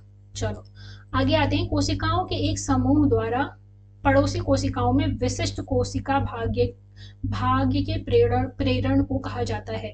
जठराग्नि, आगमनात्मक संकेतन, पैटर्न का निर्माण या जीवोत्पत्ति। कोशिका के एक समूह द्वारा पड़ोसी कोशिका में विशिष्ट कोशिका भाग के प्रेरण को कहा जाता है। बताओ, जीवोत्पत्ति नहीं होगा भाई, शब्द से ही समझ में आ रहा है ना। पैटर्न का निर्माण नहीं होगा। आगमनात्मक संकेतन, मतलब ये एक तरह का क्या है? प्रेरण है, तो ये क्या है? एक तरह का संकेत है ना। जठराग्नि नहीं होगा। तो यहाँ पे करेक्ट आंसर 64 का किसके साथ जाओगे? तो बी के साथ जाओगे, पूरे जोर शोर के साथ। इसे गलत करो इन सबको, ठीक है। तो क्वेश्चन नंबर 65 पे आ गया। ओके, यहाँ पे 66 दे रखा है ना। क्रमादेशित कोशिका मृत्यु की क्रिया जो विकास के दौरान विभिन्न ऊतकों को आकार देने में महत्वपूर्ण भूमिका निभाती है कहलाती है? प्रसार कहलाती है, भेदभाव कहलाती है, एपोप्टोसिस कहलाती है, बुढ़ापा कहलाती है। तो भाई क्रमादेशित कोशिका मृत्यु, यही तो क्या है, मैंने तुमको अभी प्रीवियस स्लाइड में बताया था। ये डेफिनेशन किसकी है, एपोप्टोसिस की है। तो भेदभाव नहीं होता, प्रसार नहीं होता, बुढ़ापा भी नहीं होता, ठीक है। चूजे के भ्रूण में कौन सी बाह्य भ्रूण झिल्ली गैस विनिमय को पोषक तत्वों से स्थानांतरण के लिए जिम्मेदार है, पोषक तत्व स्थानांतरण के लिए जिम्मेदार है। अपरा कोशिका, भ्रूणावरण या जर्दी की थैली या जरायु, बताओ। इसमें से चूजे के एम्ब्रियोलॉजी के बारे में पूछ रहा है, ठीक है। सिलेबस में मेंशन है, मैं देख पा रही हूँ, ठीक है। तो एनिमल फिजियोलॉजी है तुम्हारा, कंट्रोल एंड कोऑर्डिनेशन है, ये पता नहीं कहाँ से आ गई है ना। तो तुम्हारा इवोल्यूशनरी बायोलॉजी है ना, हाँ सिलेबस में तुम्हारी इवोल्यूशनरी बायोलॉजी दे रखा है। तो पूछ रहा है कि कौन सी बाह्य भ्रूण झिल्ली गैस विनिमय और पोषक तत्व स्थानांतरण के लिए जिम्मेदार है, फटाफट से बताओ। क्या वो अपरापोषिका है, क्या वो भ्रूणावरण है, ठीक है, मतलब तुम्हारे जो भ्रूण है उसके ऊपर का आवरण, ठीक है, भ्रूण के ऊपर का आवरण। तो क्या वो जर्दी की थैली है, ये जर्दी की थैली का मतलब क्या हो गया, यहाँ पे योग सैक हो गया है ना, योग सैक हो गया। तो क्या वो ओरियन है, ठीक है, ओरियन है, बताओ इसमें से क्या है। तो इसका करेक्ट आंसर हो जाएगा ए, ठीक है, ए के साथ जाओगे, ये तीनों नहीं होंगे। चलो अभी आते हैं हम नेक्स्ट क्वेश्चन पे, ये थोड़ा सा ज्यादा ही जूम हो गया है, wait a second, I should, okay, let's move. Question number 67 है, भ्रूण के विकास के दौरान किस प्रक्रिया में तीनों रोगाणु परतों एक्टोडर्म, मेसोडर्म, इंडोडर्म, जिसके बारे में अभी हम बात कर रहे थे, का निर्माण शामिल होता है। भाई जठराग्नि होती है, दरार होती है, निषेचन होता है या दाखिल करना होता है। क्या पूछ रहा है, दौरान किस प्रक्रिया में तीनों रोगाणु परतों का निर्माण, मतलब तुम्हारे एक्टोडर्म, मेसोडर्म, इंडोडर्म का निर्माण कहाँ होता है, किस प्रोसेस में होता है, जठराग्नि में होता है, नहीं, दरार में होता है, नहीं, क्या दाखिल करना हो जाता है। तो करेक्ट आंसर होगा सी, क्या होगा, सी। ये तीनों रोगाणु परतों का यही होता होगा भाई, फर्टिलाइजेशन हो जाता है, उसके बाद डेवलपमेंट होगा, तो उसके बाद क्या होगा, तुम्हारी एक्टोडर्म, मेसोडर्म वगैरह ये सब बनेगी ना। भ्रूण विकास के दौरान किस प्रक्रिया में तीन रोगाणु परतों का निर्माण शामिल होता है भाई, निषेचन होगा। भाई आफ्टर फर्टिलाइजेशन ही तो क्या होगा, जाइगोट का विकास होगा, है ना। निम्नलिखित में से कौन सा हमारे शरीर को रोग पैदा करने वाले रोग जनकों से बचाता है, श्वसन प्रणाली क्या बचा लेती है, पाचन तंत्र क्या बचा लेता है, प्रतिरक्षा प्रणाली, भाई इससे कुछ समझ में आ रहा है, परिसंचरण तंत्र, भाई सर्कुलेटरी सिस्टम, नहीं नहीं, डाइजेस्टिव सिस्टम, नहीं नहीं, श्वसन प्रणाली, रेस्पिरेटरी सिस्टम, नहीं नहीं, तो करेक्ट आंसर हो जाएगा सी, ठीक है, क्या हो जाएगा, सी, ठीक है। चलो हम अभी नेक्स्ट क्वेश्चन पे बढ़ते हैं। वो नेक्स्ट क्वेश्चन है, निम्नलिखित में से कौन सी प्रतिरक्षा जीवन काल के दौरान प्राप्त होती है, मतलब तुम्हारी एक्वायर्ड इम्यूनिटी क्या है, तुमने जीवन भर में अर्जित की है। इननेट इम्यूनिटी, दो टाइप की इम्यूनिटी होती है ना, एक होती है तुम्हारी इननेट इम्यूनिटी, इननेट इम्यूनिटी, और एक होती है एक्वायर्ड इम्यूनिटी, ठीक है। एक्वायर्ड इम्यूनिटी जो होती है ये तुम्हारी, इननेट इम्यूनिटी जो होती है ये तुम्हारे मदर से तुम्हें बाई बर्थ मिल जाती है, ठीक है। मदर के दौरान जो उसको डिजीज हुए रहते हैं, उसके बॉडी में बन रहे इम्यूनोग्लोबिन जो होते हैं वो तुम्हारी भी सुरक्षा कर रहे होते हैं ड्यूरिंग जब तुम वोम में होते हो, है ना। एक्वायर्ड इम्यूनिटी जब तुम मदर के वोम से बाहर आ जाते हो, तो उसके बाद जो तुम्हें डिजीजेज होते हैं उनके बारे में तुम्हारी जो बॉडी है उसके अंदर क्या होती है, मेमोरी सेल्स होती हैं, वो एक रोग के बारे में जो भी दवा बनाती हैं उसके बारे में एक जानकारी अपने पास एक रख लेती है, नोट, कि भाई ऐसा मिलता जुलता कोई भी वायरस बैक्टीरिया ये वो आएगा तो मैं उसके लिए यही वाली दवाई बना दूंगी फटाक से। तो ये क्या होती है, एक्वायर्ड इम्यूनिटी होती है ना। तो प्रतिरक्षा जीवन काल के दौरान क्या होती है, अर्जित प्रतिरक्षा जन्मजात नहीं होगी, निष्क्रियता नहीं होगी, उपरोक्त में से कोई नहीं, ये भी नहीं होगा, तो अर्जित प्रतिरक्षा प्रणाली होता है, ठीक है। तो एंटीबॉडीज निम्नलिखित में से किस कोशिका द्वारा स्रावित होती है, एंटीबॉडीज से होती हैं, बेसोफिल से होती है, न्यूट्रोफिल से होती है, बी सेल से होती है, बताओ। ये वाला क्वेश्चन तुमको समझ में आया था कि नहीं, 69 वाला, है ना। दो टाइप के होते हैं, याद है, याद आया कि नहीं, दो टाइप के होते हैं, है ना। तो चलो एंटीबॉडीज के बारे में अब वही पूछ लिया है कि किस कोशिका द्वारा स्रावित होती है। भाई एंटीबॉडीज बनाता कौन सा है, फटाफट से ऐसे, एंटीबॉडीज रिलीज कौन करता है ना। तो क्या वो एंटीबॉडीज खुद को बना रही होती है, ऐसा कुछ नहीं होता है ना। बेसोफिल सेल, नहीं, बेसोफिल सेल से क्या होता है, ये तुम्हारी लिम्फोसाइट सेल जो होती है इसका एक प्रकार है। न्यूट्रोफिल सेल ये तो तुम्हारे इन्फेक्शन की जगह पे बहुत तेजी से फैलने पहुंचने वाली पहली सेल होती है ना न्यूट्रोफिल सेल। तो बी सेल जो होती है ये डायरेक्टली पार्ट लेती है किसमें, एंटीबॉडीज क्रिएट करने में, तो इसका करेक्ट आंसर हो जाएगा डी, ठीक है। और जो बेसोफिल होती है ये क्या होती है, ये हिस्टामाइन रिलीज करती है, याद रखना हिस्टामाइन, याद रखना ये कई बार क्वेश्चन में पूछा जाता है, बेसोसेल से रिलीज होता है। चलो, माँ के दूध में निम्नलिखित में से कौन सी एंटीबॉडी मौजूद होती है, माँ के दूध में से कौन सी एंटीबॉडी तुम्हारे शरीर में आती है, क्या वो आईजीए होती है, आईजीएम होती है या आईजीजी होती है, ऐसे लिखो ज़्यादा समझ में आएगा, आईजीए या आईजीएम या आईजीजी या आईजीडी, बताओ। अच्छा, इसका एक ट्रिक है कि देखो, जो माँ का दूध होता है वो पहली बार कोलेस्ट्रम होता है ना, तो कोलेस्ट्रम जब तुम पहली बार पीते हो तो वो पहला नंबर, तो ए जो होता है पहला नंबर, तो माँ के दूध से निकलने वाला जो एंटीबॉडी होता है वो आईजीए होता है, ठीक है। तो दूध में आईजीए प्रेजेंट होता है और वो क्या करता है, तुम्हें कोलेस्ट्रम में मिलता है, और तो जब फर्स्ट मिल्क का इनटेक करते हो तो वो तुम्हें आईजीए एक इम्यूनोग्लोबिन मिलता है, एंटीबॉडी मिलता है तुम्हारे बॉडी में जो इन्फेक्शन से बचाता है। टी कोशिकाएं परिपक्व होती हैं, भाई टी कोशिकाएं के बारे में, दो कोशिकाएं होती हैं, एक होती है टी, एक होती है बी। बी कहाँ होती है, इसका नाम इसलिए पड़ा क्योंकि ये बोन मैरो में ही मेच्योर होती है। टी इसका नाम पड़ा क्योंकि ये थाइमस में, तो यहाँ पे करेक्ट आंसर हो जाएगा थाइमस, ये दिल्ली नहीं होगा, लिम्फ नोड नहीं होगा। लिम्फ नोड क्या होता है बताओ मुझे, लिम्फ नोड क्या होता है, ठीक है। तुम्हारे स्टमक में पाई जाने वाली एक लिम्फ नोड का नाम बताओ मुझे कमेंट में, ठीक है। अस्थि मज्जा, बोन मैरो में क्या होता है, बी लिम्फोसाइट होता है ना, इसका मेच्योरेशन कहाँ होता है, बोन मैरो में ही होता है, तो थाइमस जो होगा करेक्ट आंसर हो जाएगा हमारा।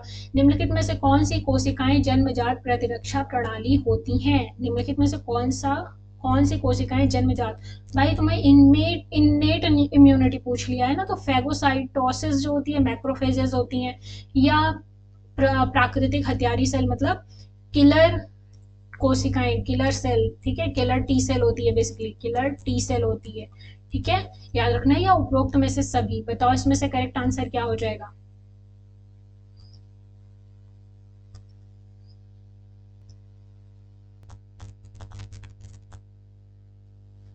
तो बताओ इसमें से करेक्ट आंसर क्या होगा, प्राकृतिक कोशिकाएं, आई थिंक ये सारा होगा, क्योंकि देखो मैक्रोफेजेस क्या होती हैं, यही फेगोसाइटोसिस करती हैं, ठीक है।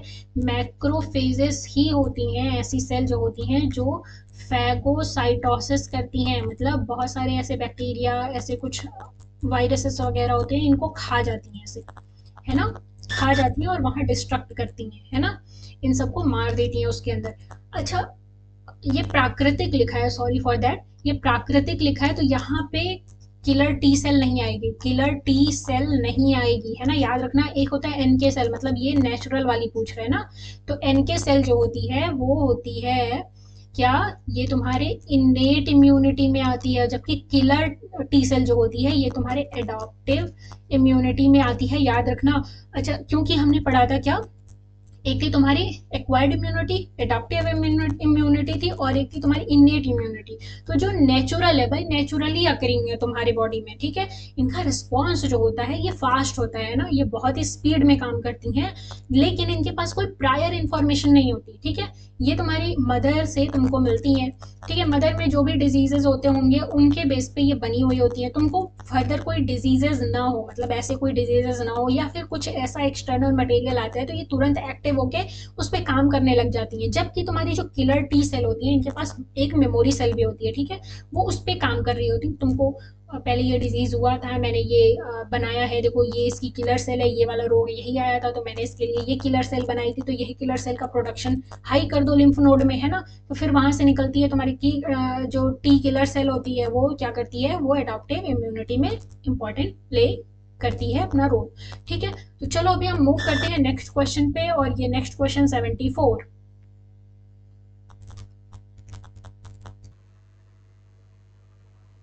तो एक बार फिर से ये आ गया है, बहुत ही हलवा क्वेश्चन है। एलिसा का अर्थ है एंजाइम से जुड़े इम्यूनोसॉर्बेंट परख, एंजाइम जैसे इम्यूनोलॉजिकल सीरम परख, enzyme linked immunology serum antibody, या उपरोक्त में से कोई नहीं। तो इसका करेक्ट आंसर क्या होगा, एलिसा, ठीक है, एलिसा क्या होता है, एंजाइम लिंक्ड इम्यूनोसॉर्बेंट एसे, ठीक है, एंजाइम से जुड़े इम्यूनोसॉर्बेंट परख, तो ऐसे जो है वो टेस्ट है।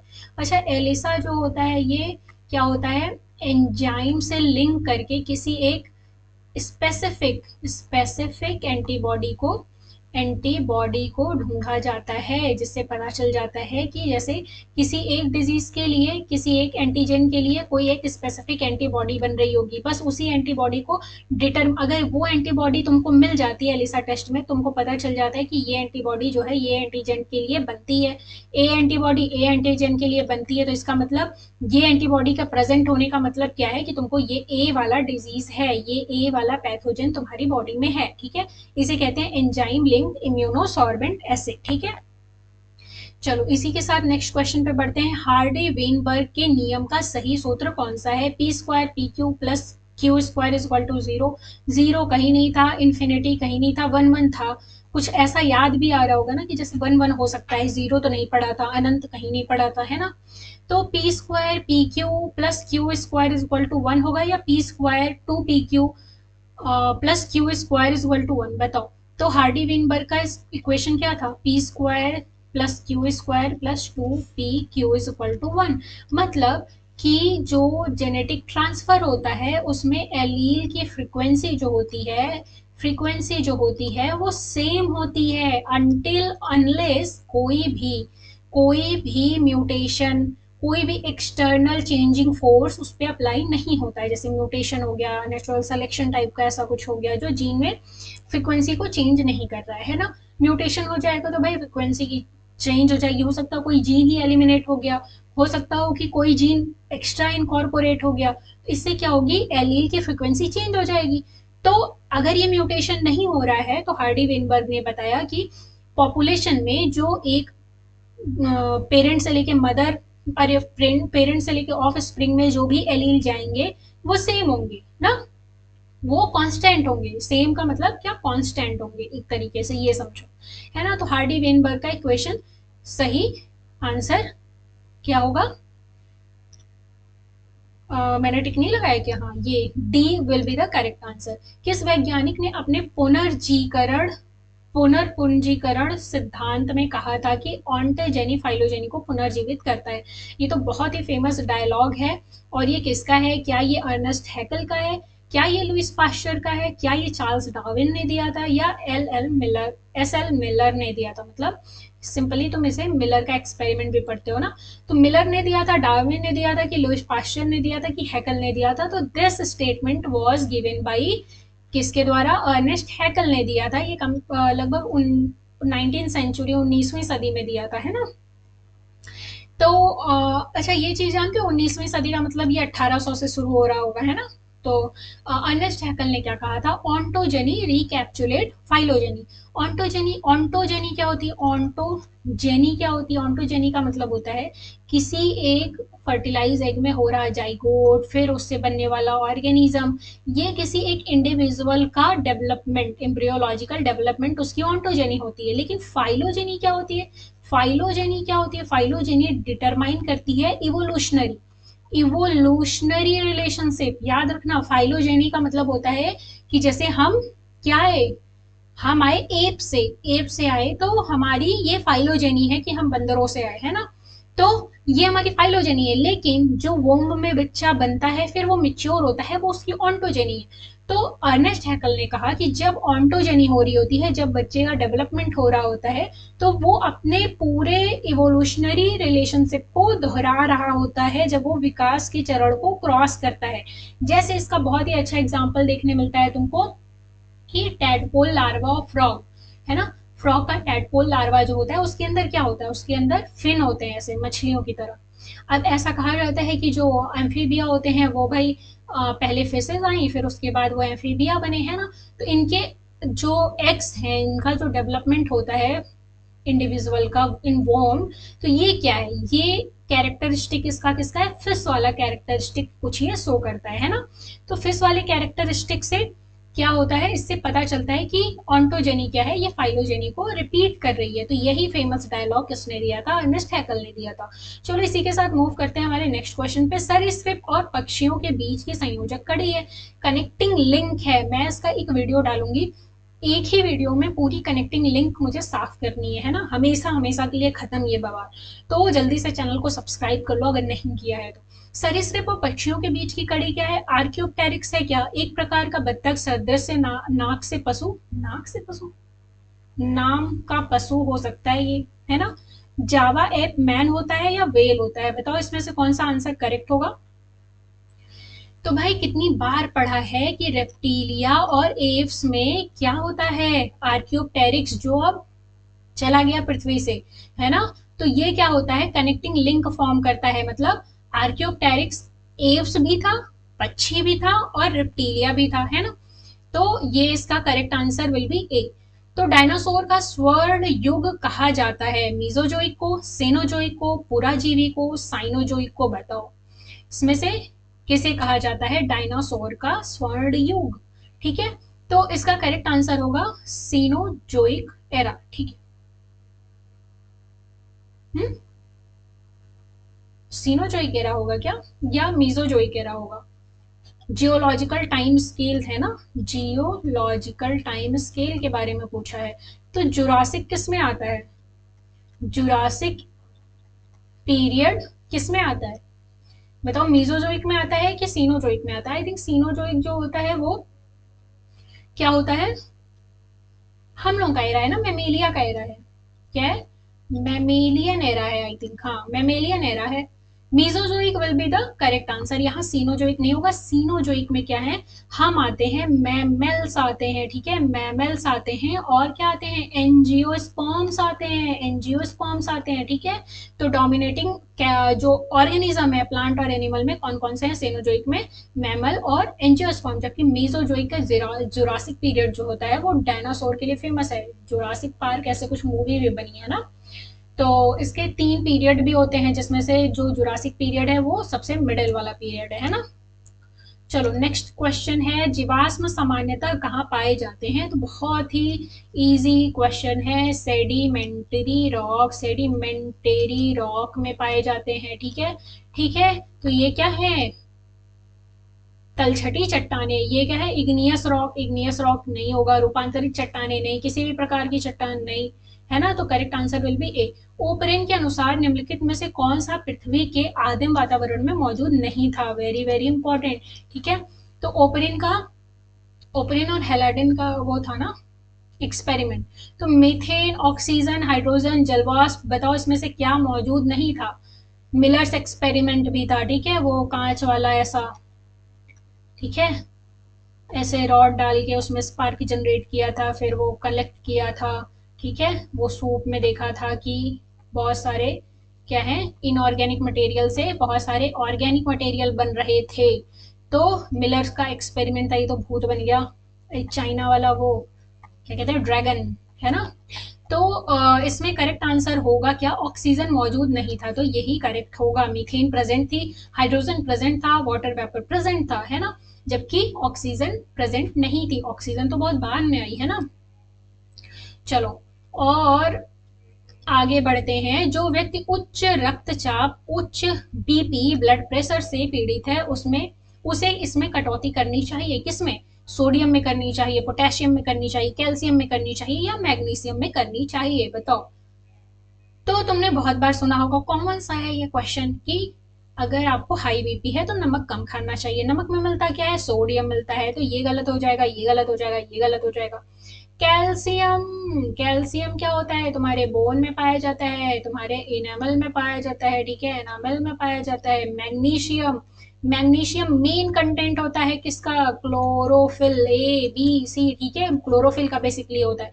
पोटेशियम कहाँ मिलता है, तुम बताओ, सबसे ज्यादा पोटेशियम मिलता है बनाना में, ठीक है, बनाना में मिलता है ना। और सोडियम NaCl जो तुम नमक खाते हो, और इस नमक में क्या मिलता है, आयोडीन मिलता है, आयोडीन की एब्सेंस में क्या हो जाता है, तुमको गोइटर नाम का रोग हो जाता है, ठीक है, समझ में आया कैसे चार सारी चीजें कनेक्टेड है। तो निम्नलिखित में से किसका उष्मीय मान सबसे अधिक है? भाई ये पूछ रहा है रेस्पिरेटरी कोसेंट। आर क्यों पूछ रहा है?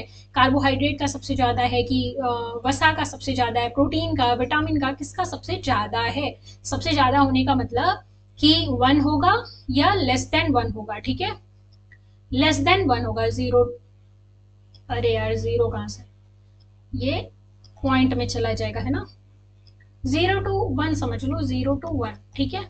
तो सबसे ज्यादा किसका होगा भाई? फैट का, फैट का, प्रोटीन का, प्रोटीन का। बताओ इसमें से करेक्ट आंसर क्या होगा? कार्बोहाइड्रेट होना चाहिए 82 का। बताओ कार्बोहाइड्रेट होगा कि नहीं? बताओ बताओ बताओ।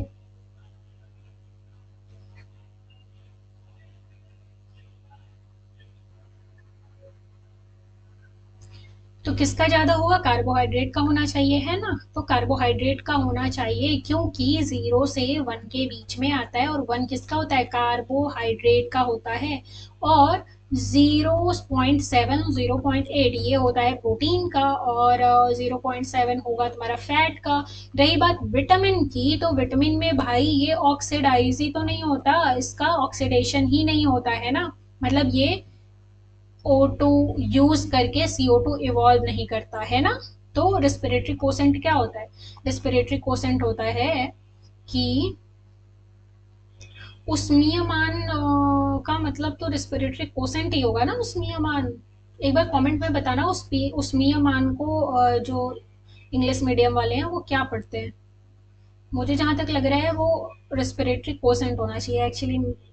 मैं भी CBSE से थी ना, तो चलो।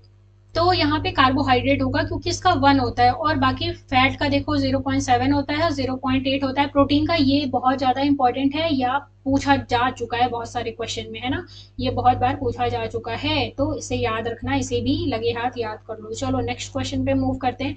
पता लगाएं कि इनमें से कौन सा पोषक तत्व नहीं माना जाता है। नहीं माना जाता है भाई, विटामिन माना जाता है, खनिज माना जाता है, रेसा, रफेज, रफेज, ठीक है, नहीं, ये नहीं माना जाता, फैट होता है। तो correct answer will be C. बहुत ही कॉमन सा, आई थिंक ये क्लास 5 तक का क्वेश्चन था, ठीक है। विटामिन के की आवश्यकता है प्रोथ्रोम्बिन का संश्लेषण, अरे वाह, प्रोथ्रोम्बिन का थ्रोम्बिन में रूपांतरण, थ्रोम्बोप्लास्टिन का निर्माण, प्रोथ्रोम्बिनेज का निर्माण। बताओ इसमें से कौन सा करेक्ट होगा? अच्छा, विटामिन के जो होता है ये क्या है? फैट सोल्यूबल विटामिन है, ADE के, एडेक, ठीक है, एडेक, ADE के, ये क्या है? फैट सोल्यूबल है, ठीक है। बी और सी जो होते हैं वो क्या होते हैं? वाटर सोल्यूबल होते हैं। याद रखो ये चीज पूछी जाती है, बहुत ही जनरल क्वेश्चन है ना। तो प्रोथ्रोम्बिन का संश्लेषण कहाँ होता है भाई? लिवर में होता है, ठीक है। इसीलिए विटामिन के की कमी हो जाती है तो क्लॉटिंग नहीं होती, क्योंकि प्रोथ्रोम्बिन ही नहीं बन पाता प्रॉपरली। तो प्रोथ्रोम्बिन बनेगा नहीं, क्लॉटिंग इनिशिएट हो नहीं पाएगी, है ना। इसका फर्दर भी क्या होता है? स्टेप्स होता है क्लॉटिंग फॉर्म करने का, ठीक है। चलो, तो डिले हो जाता है क्लॉटिंग में। तो निम्नलिखित में से कौन सा रोग आयोडीन की कमी से होता है? लो, ये तो मैंने तुम्हें बता दिया, ठीक है। तो क्या होगा? गंडमाला, जिसे हम कहते हैं ग्वाइटर, ओके। अच्छा, इसमें भी तो लगे हाथ कुछ तो जान लेते हैं, ऐसे कैसे छोड़ सकते हैं। ठीक है, तो ये है छोटी माता, इसे कहते हैं चिकन पॉक्स। चिकन पॉक्स बताओ किससे होता है?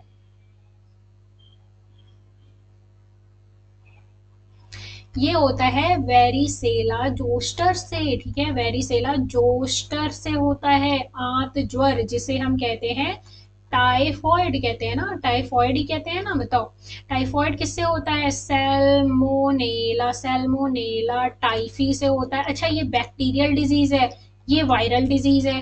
खून की कमी भाई, हीमोग्लोबिन की कमी हो जाती है, ठीक है। वुमेन में सबसे ज्यादा कॉमन है, ठीक है, वुमेन में सबसे ज्यादा कॉमन है, ठीक है। हीमोग्लोबिन की आदर्श मात्रा क्या होती है बता दो? 14 किस में होती है?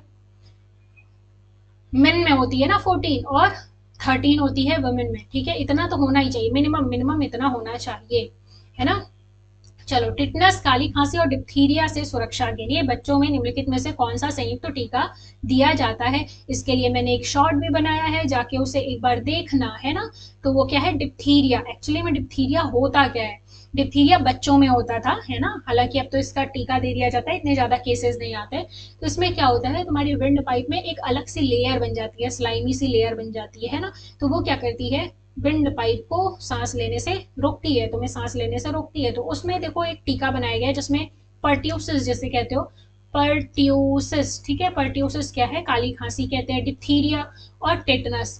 टेटनस जो होता है इसे क्या कहते हैं, टिटनस किससे होता है, एक बैक्टीरिया से होता है ना, जो सॉयल बॉर्न डिजीज है, टिटनस है ना, सॉयल बॉर्न डिजीज है, इसके क्या होते हैं, बैक्टीरिया सॉयल में होते हैं।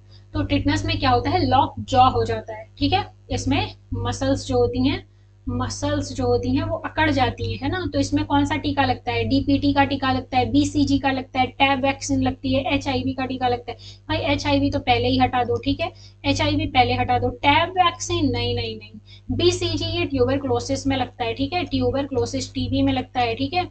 और माइकोबैक्टीरियम ट्यूबरक्लोसिस से होता है, माइकोबैक्टीरियम ट्यूबरक्लोसिस से क्या होता है, टीबी होता है ना। ये भी बहुत ज्यादा फैलने वाली बीमारी थी, क्योंकि कॉन्टाजियस रोग के जिसे कहते हैं, कंटाजियस, जो एयरबॉर्न कंटाजियस डिजीज है, टीबी। डीपीटी में जो डिप्थीरिया है ये भी तुम्हारा एयरबॉर्न कंटाजियस डिजीज है। अगर किसी को डिप्थीरिया हुआ है और उसने खांसा छींका तो वो क्या होता है, स्वस्थ आदमी तक भी पहुंच जाता है। तो इसमें लगता है D for diphtheria, P for pertussis, T for tetanus, ठीक है। तो correct answer will B DPT. Okay, चलो नेक्स्ट मूव करते हैं। सामान्य सर्दी किसके कारण होती है, बहुत ही अच्छा सा एग्जाम्पल है, राइनो। राइनासोरॉस के पास क्या होता है, उसकी नोज पे हॉर्न होता है, ठीक है, इसी के लिए उसकी तस्करी भी होती है ना, हॉर्न काट लेते हैं। तो राइनो वायरस से होता है भाई। नाक में क्या होता है, नाक में क्या होता है, सीन होती है, तो राइनो से कहा जाता है। तो राइनो वायरस से सामान्य सर्दी, खांसी, जुकाम, बुखार होता है, ठीक है। तो वो है rhino virus. Streptococcus pneumonia, pneumonia cause करता है। सैल्मोनेला टाइफी, ये तो अभी हमने पढ़ा। प्लाज्मोडियम वाइवेक्स मलेरिया कॉज करता है, ठीक है। मलेरिया का वेक्टर कौन सा होता है बताओ, वेक्टर होता है तुम्हारा फीमेल एनाफिलीज। क्या होता है, अब ये चल क्यों नहीं रहा है, हाँ, फीमेल एनाफ्लीज होती है, ठीक है, फीमेल एनाफ्लीज होती है। और एक होती है फीमेल क्यूलेक्स। क्यूलेक्स मॉस्किटो क्या डिजीज वेक्टर, किस डिजीज का वेक्टर है, ये तो मुझे कमेंट में बताओ। बड़ा सा क्वेश्चन मार्क है ना, दिल वाला क्वेश्चन मार्क बना देती हूँ, ये लो। अब अच्छा लग रहा है क्वेश्चन मार्क, नहीं बड़ा सा बना देती हूँ, ये रहा सुंदर सा क्वेश्चन मार्क। इसलिए कि तुम लोग थोड़ा सा आंसर तो करो भाई, तुम लोग का आंसर ही देखने नहीं मिलता, ऐसा लगता है कि तुमको इतनी छोटी छोटी चीजें नहीं आ रही हैं, बहुत बुरी बात है ना। तो ये हो गया क्वेश्चन मार्क, क्रिएटिविटी वाला क्वेश्चन मार्क। ओके, तो राइनो वायरस कंप्लीट हो गया। अब चलते हैं जेनेटिक इंजीनियरिंग में डीएनए का हेर फेर। भाई डीएनए को अदला बदली किस खोज के कारण संभव हुआ, डीएनए की अदला बदली कैसे कर सकते हो भाई, जब तुम उसे डीएनए को काटोगे तब तो प्राइमेज करेगा या ट्रांसक्रिप्टेज करेगा, पॉलीमरेज करेगा या प्रतिबंध एंडो न्यूक्लियस करेगा। न्यूक्लियस लाइज लिखा है इन्होंने, ठीक है, न्यूक्लियस करेगा। बताओ भाई, रिस्ट्रिक्शन एंडो न्यूक्लियस मैंने कितनी बार बताया, वो क्या है, मॉलिक्यूलर सिजर है। जब मॉलिक्यूलर सिजर उस मॉलिक्यूल को, डीएनए के मॉलिक्यूल को कट करेगी, तभी तो वहां से निकाल के तुम दूसरे कट किए हुए डीएनए को जोड़ पाओगे, ठीक है। तो correct answer will B restriction endo nucleus. Plasmid क्या है, plasmid is a extra chromosomal material, ठीक है, फाउंड इन प्रोकैरियोटिक सेल। तो ये क्या है, ए होगा, बी होगा, सी होगा, डी होगा, उपरोक्त सभी। पहले तो इसे हटाओ। नाभिक के अंदर पाए जाने वाले जीन, नहीं नहीं, न्यूक्लियस प्रोकैरियोट में होता ही नहीं है। बैक्टीरिया की कोशिका भित्ति का घटक, नहीं नहीं, बैक्टीरिया की कोशिका भित्ति का घटक क्या होता है, मीजोजोम होता है भाई, मीजोजोम याद रखना। मीजोजोम से भी क्वेश्चन आता है। और मीजोजोम क्या करता है, मीजोजोम क्या है, ये रिस्पिरेशन में हेल्प करता है, रिस्पिरेशन, ठीक है, याद रखो। जीवों में डीएनए के अतिरिक्त अनुवांशिक भाग, ये तो बहुत इजी क्वेश्चन था, A will be the correct answer. प्रतिबंध एंजाइम है, बार बार पूछ लिया है तुमसे, रिस्ट्रिक्शन एंडो न्यूक्लियस। तो ये क्या है, ए होगा, बी होगा, सी होगा, डी होगा, बहुत इजी है। वेक्टर नहीं होगा, चिपचिपे सिरे नहीं होंगे, लिगेज नहीं होगा, लिगेज क्या करता है, ज्वाइंट करता है। और ये क्या है, इसे तुम कहते हो पैलेंड्रोमिक, पैलेंड्रोमिक सीक्वेंस, ठीक है। और आणविक कैची, यही होगा मॉलिक्यूलर सीजर। वेक्टर क्या होता है भाई, वाहक होता है, डिफरेंट डिफरेंट डिजीजेस के लिए डिफरेंट डिफरेंट वेक्टर होते हैं, ठीक है। और एक वेक्टर होता है भाई प्लाज्मिड, प्लाज्मिड भी तो एक वेक्टर है ना। तो भाई प्लाज्मिड क्या करता है, वो तुम्हारे रिक्वायर्ड जीन को ट्रांसफर करता है। पहले तो तुम्हारा मच्छर जो होता है वो डिफरेंट डिफरेंट रोग को ट्रांसफर करता था, तो भाई साइंटिस्ट लोगों ने एक पकड़ लिया उसको, प्लाज्मिड को, भाई अब तुम एक रोग पैदा कर रहा था, एक रोग को फैला रहा था, तुम हमारी डिजायर्ड जीन को फैलाओ, जहां मुझे चाहिए वहां लेके जाओ, है ना। तो वो प्लाज्मिड भी एक वेक्टर है। मानव जीनोम अनुक्रमण के लिए, अनुक्रमण जीन सिक्वेंसिंग, ठीक है, के लिए आमतौर पर किस वेक्टर का उपयोग किया जाता है, ये तुम्हारे तुम्हारे एनसीईआरटी में दिया हुआ है, जिसे कहते हैं ह्यूमन जीनोम प्रोजेक्ट। एनसीईआरटी के एकदम लास्ट पेज पे दिया हुआ है ह्यूमन जीनोम प्रोजेक्ट, HGP, ठीक है। उसके अंदर दिया हुआ है क्या टीडीएनए होता है कि बीएसी वेक्टर होता है कि आरएनए होता है कि अभिव्यक्ति वेक्टर होता है, किस वेक्टर से, लो मैंने लिखी दिया BAC vector will be the correct answer. इस बैक्टीरियल आर्टिफिशियल क्रोमोसोम की वजह से पॉसिबल हो पाया कि हमने ह्यूमन जीनोम प्रोजेक्ट स्टार्ट किया और फिर gene sequencing, human gene sequencing कर डाली। हमें पता है कि ह्यूमन में जितने 23 क्रोमोसोम है, 23 पेयर छोड़ो, 23 क्रोमोसोम है, वो कौन से पे कौन सा जीन है, ठीक है, समझ में आया, इसे कहते हैं जीन सीक्वेंसिंग। ओके, चलो अभी हम आगे बढ़ते हैं। पॉलीमरेज चेन रिएक्शन जिसे हम कहते हैं पीसीआर, पीसीआर, ठीक है। तो पीसीआर के चरणों का सही क्रम है विकृतीकरण, विस्तार, एनेलिंग, या एनेलिंग या विस्तार, विकृतीकरण, विकृतीकरण, एनेलिंग, और विस्तार, विस्तार, विकृतीकरण, एनेलिंग। तो बताओ इनमें से कौन सा करेक्ट होगा, सही प्रोसेस पूछ रहा है। तो पहले फ्रेगमेंटेशन करोगे भाई, तोड़ दोगे, ठीक है, एनिलिंग करोगे, फिर उसका क्या करोगे, उसका पॉलीमराइज कराओगे ना, उसको पॉलीमराइज कराओगे तो वो क्या करेगा, उसका कण जो है वो मूव करता रहेगा, है ना। तो ये होता है तुम्हारा पॉलीमरेज चेन रिएक्शन, पीसीआर का रिएक्शन। तुमने देखा होगा किसमें, अभी कोरोना का जो वायरस था, कोरोना का वायरस में ये पीसीआर ही तो किया जा रहा था भाई, पीसीआर किया जा रहा था, है ना। चलो, एंजाइम टेक पॉलीमरेज, ये है टेक पॉलीमरेज, ये वाला है, ये वाला टेक मत समझ लेना, ये है टेक पॉलीमरेज, ठीक है। प्राप्त होता है, पूछा है ये टेक पॉलीमरेज कहाँ से मिलता है, भाई इसके नाम से ही समझ में आ जाता है। ए थियोबैसिलस लॉ ऑक्सीडेंट, बैसिलस स्टबिल, क्या सबटिलिस, स्यूडोमोनास प्यूटिदा, थर्मस एक्वेटिकस। तो थर्मस एक्वेटिकस, ठीक है, थर्मस, थर्मस एक्वेटिकस, यही नाम है टेक पॉलीमरेज एंजाइम, ये बैक्टीरिया देता है, थर्मस एक्वेटिकस। ओके, चलो तो ये कौन सा क्वेश्चन किया था, 93 किया था, अब 94।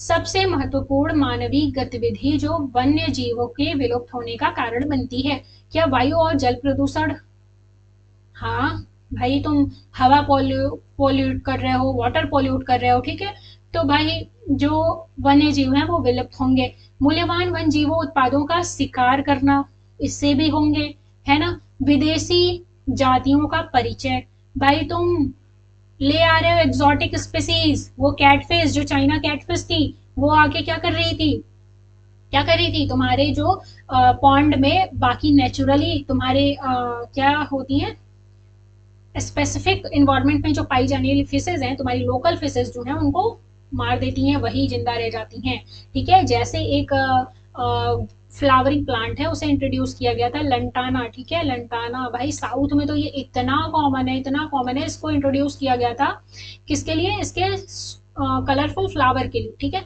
कलरफुल फ्लावर के लिए। और ये मैंने कहाँ देखा, ये मैंने साउथ में देखा, ये मैंने उत्तराखंड में देखा यार, पूरी जो रोड की साइड है पूरा लंटाना लंटाना भरा हुआ है ना।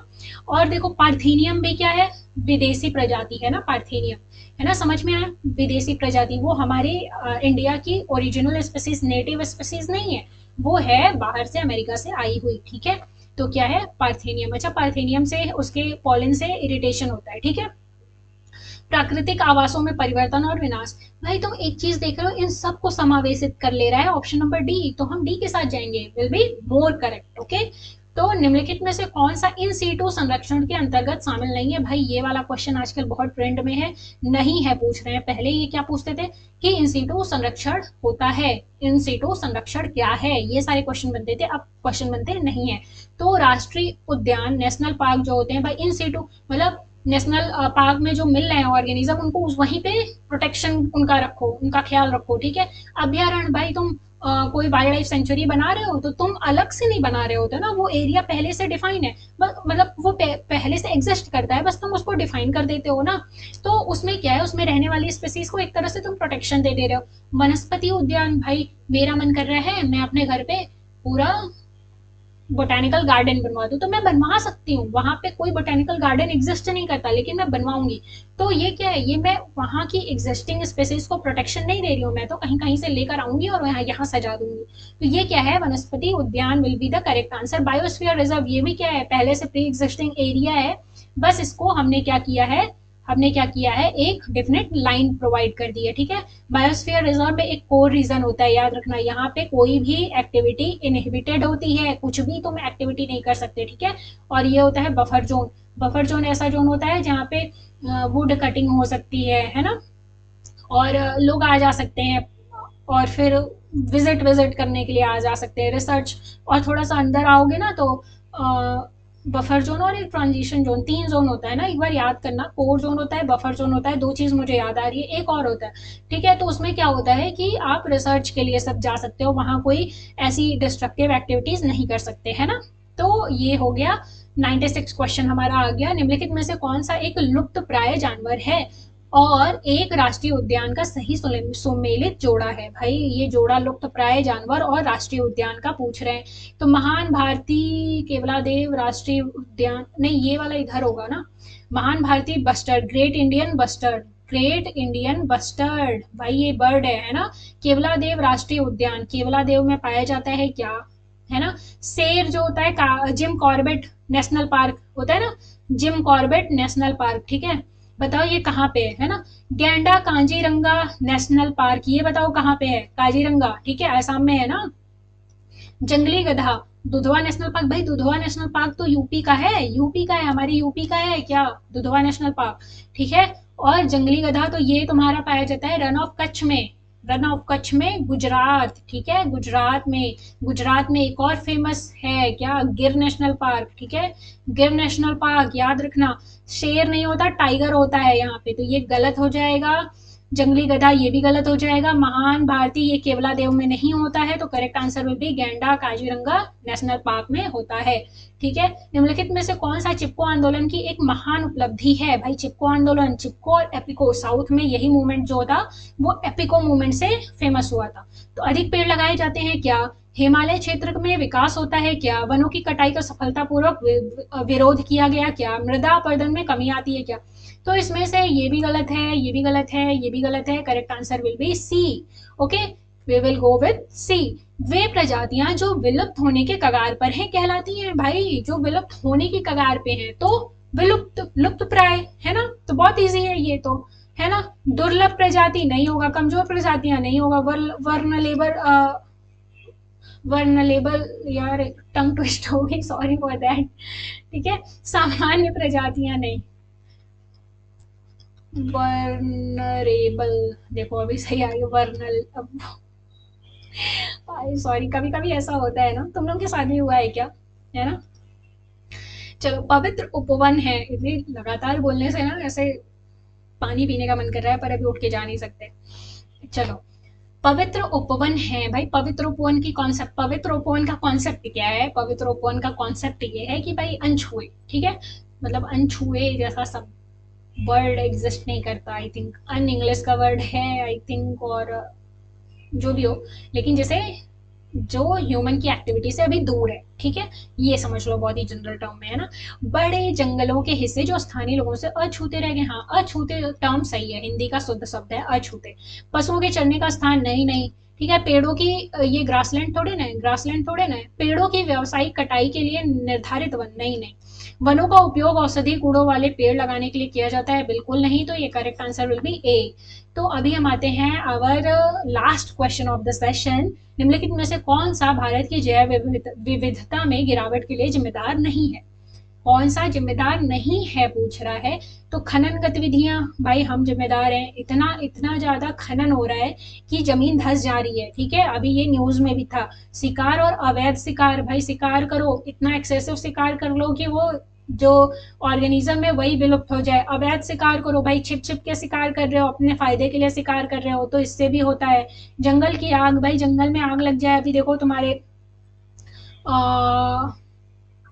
साउथ अमेरिका में लगी थी आग ना, तो साउथ अमेरिका में देखो, नॉर्थ अमेरिका में भी लगी थी रिसेंटली। आग की घटनाएं बहुत ज्यादा हो रही है ना, तो आग लगने में क्या होता है, पूरी एक एक लाइन की ऑर्गेनिज्म वो खत्म ही हो जाते हैं, है ना। जो बच पाए, नहीं तो मर जाते हैं। तो वन रोपड़ भाई, तुम जंगल उगाओगे तो उसमें गिरावट क्यों होगी, जंगल लगाओगे तो अच्छा होगा ना, तो ये सारे गलत गलत हो जाएंगे, है ना। क्यों गलत होंगे ये भी समझ में आ गया। तो ये यहाँ पे सेशन एंड होता है। I hope you like the session. अगर तुमको ये सेशन अच्छा लगा, अगर नहीं, जरूर से जरूर लाइक कर देना, प्लीज डू शेयर और stay connected with me. I am going to give you a lot of things like, तुमको जो कंफ्यूजन होती है ना, जैसे कनेक्टिंग लिंक आ गया, तो तुमको एक वीडियो में कनेक्टिंग लिंक खत्म, ठीक है। जैसे जियोलॉजिकल टाइम स्केल आ गया, तो वो पूरा एक ट्रिक चार्ट के माध्यम से मैं तुमको पूरा कवर करा दूंगी, है ना। मतलब एक बार पढ़ो, पूरे लाइफ टाइम की झंझट खत्म करो ना। मतलब बायोलॉजी तुम्हारी टीजीटी में पूछी जाती है, बायोलॉजी तुम्हारी पीजीटी में पूछी जाती है, तुम टीजीटी के लिए अलग कोर्स ले रहे हो, देने वाले दे रहे हैं ना तुमको कोर्स, कल अलग कोर्स दे रहे हैं। फिर सब्जेक्ट का अब तो प्री मेंस आ गया है, तुम क्या कहते हैं, मेंस के लिए अपने सब्जेक्ट का अलग कोर्स ले रहे हो, दे रहे हो 2-2 हज़ार रुपए और 500-500 रुपए, यहाँ फ्री में मैं तुमको पढ़ाने के लिए तैयार हूँ, लेकिन तुम सब्सक्राइब ही नहीं कर रहे।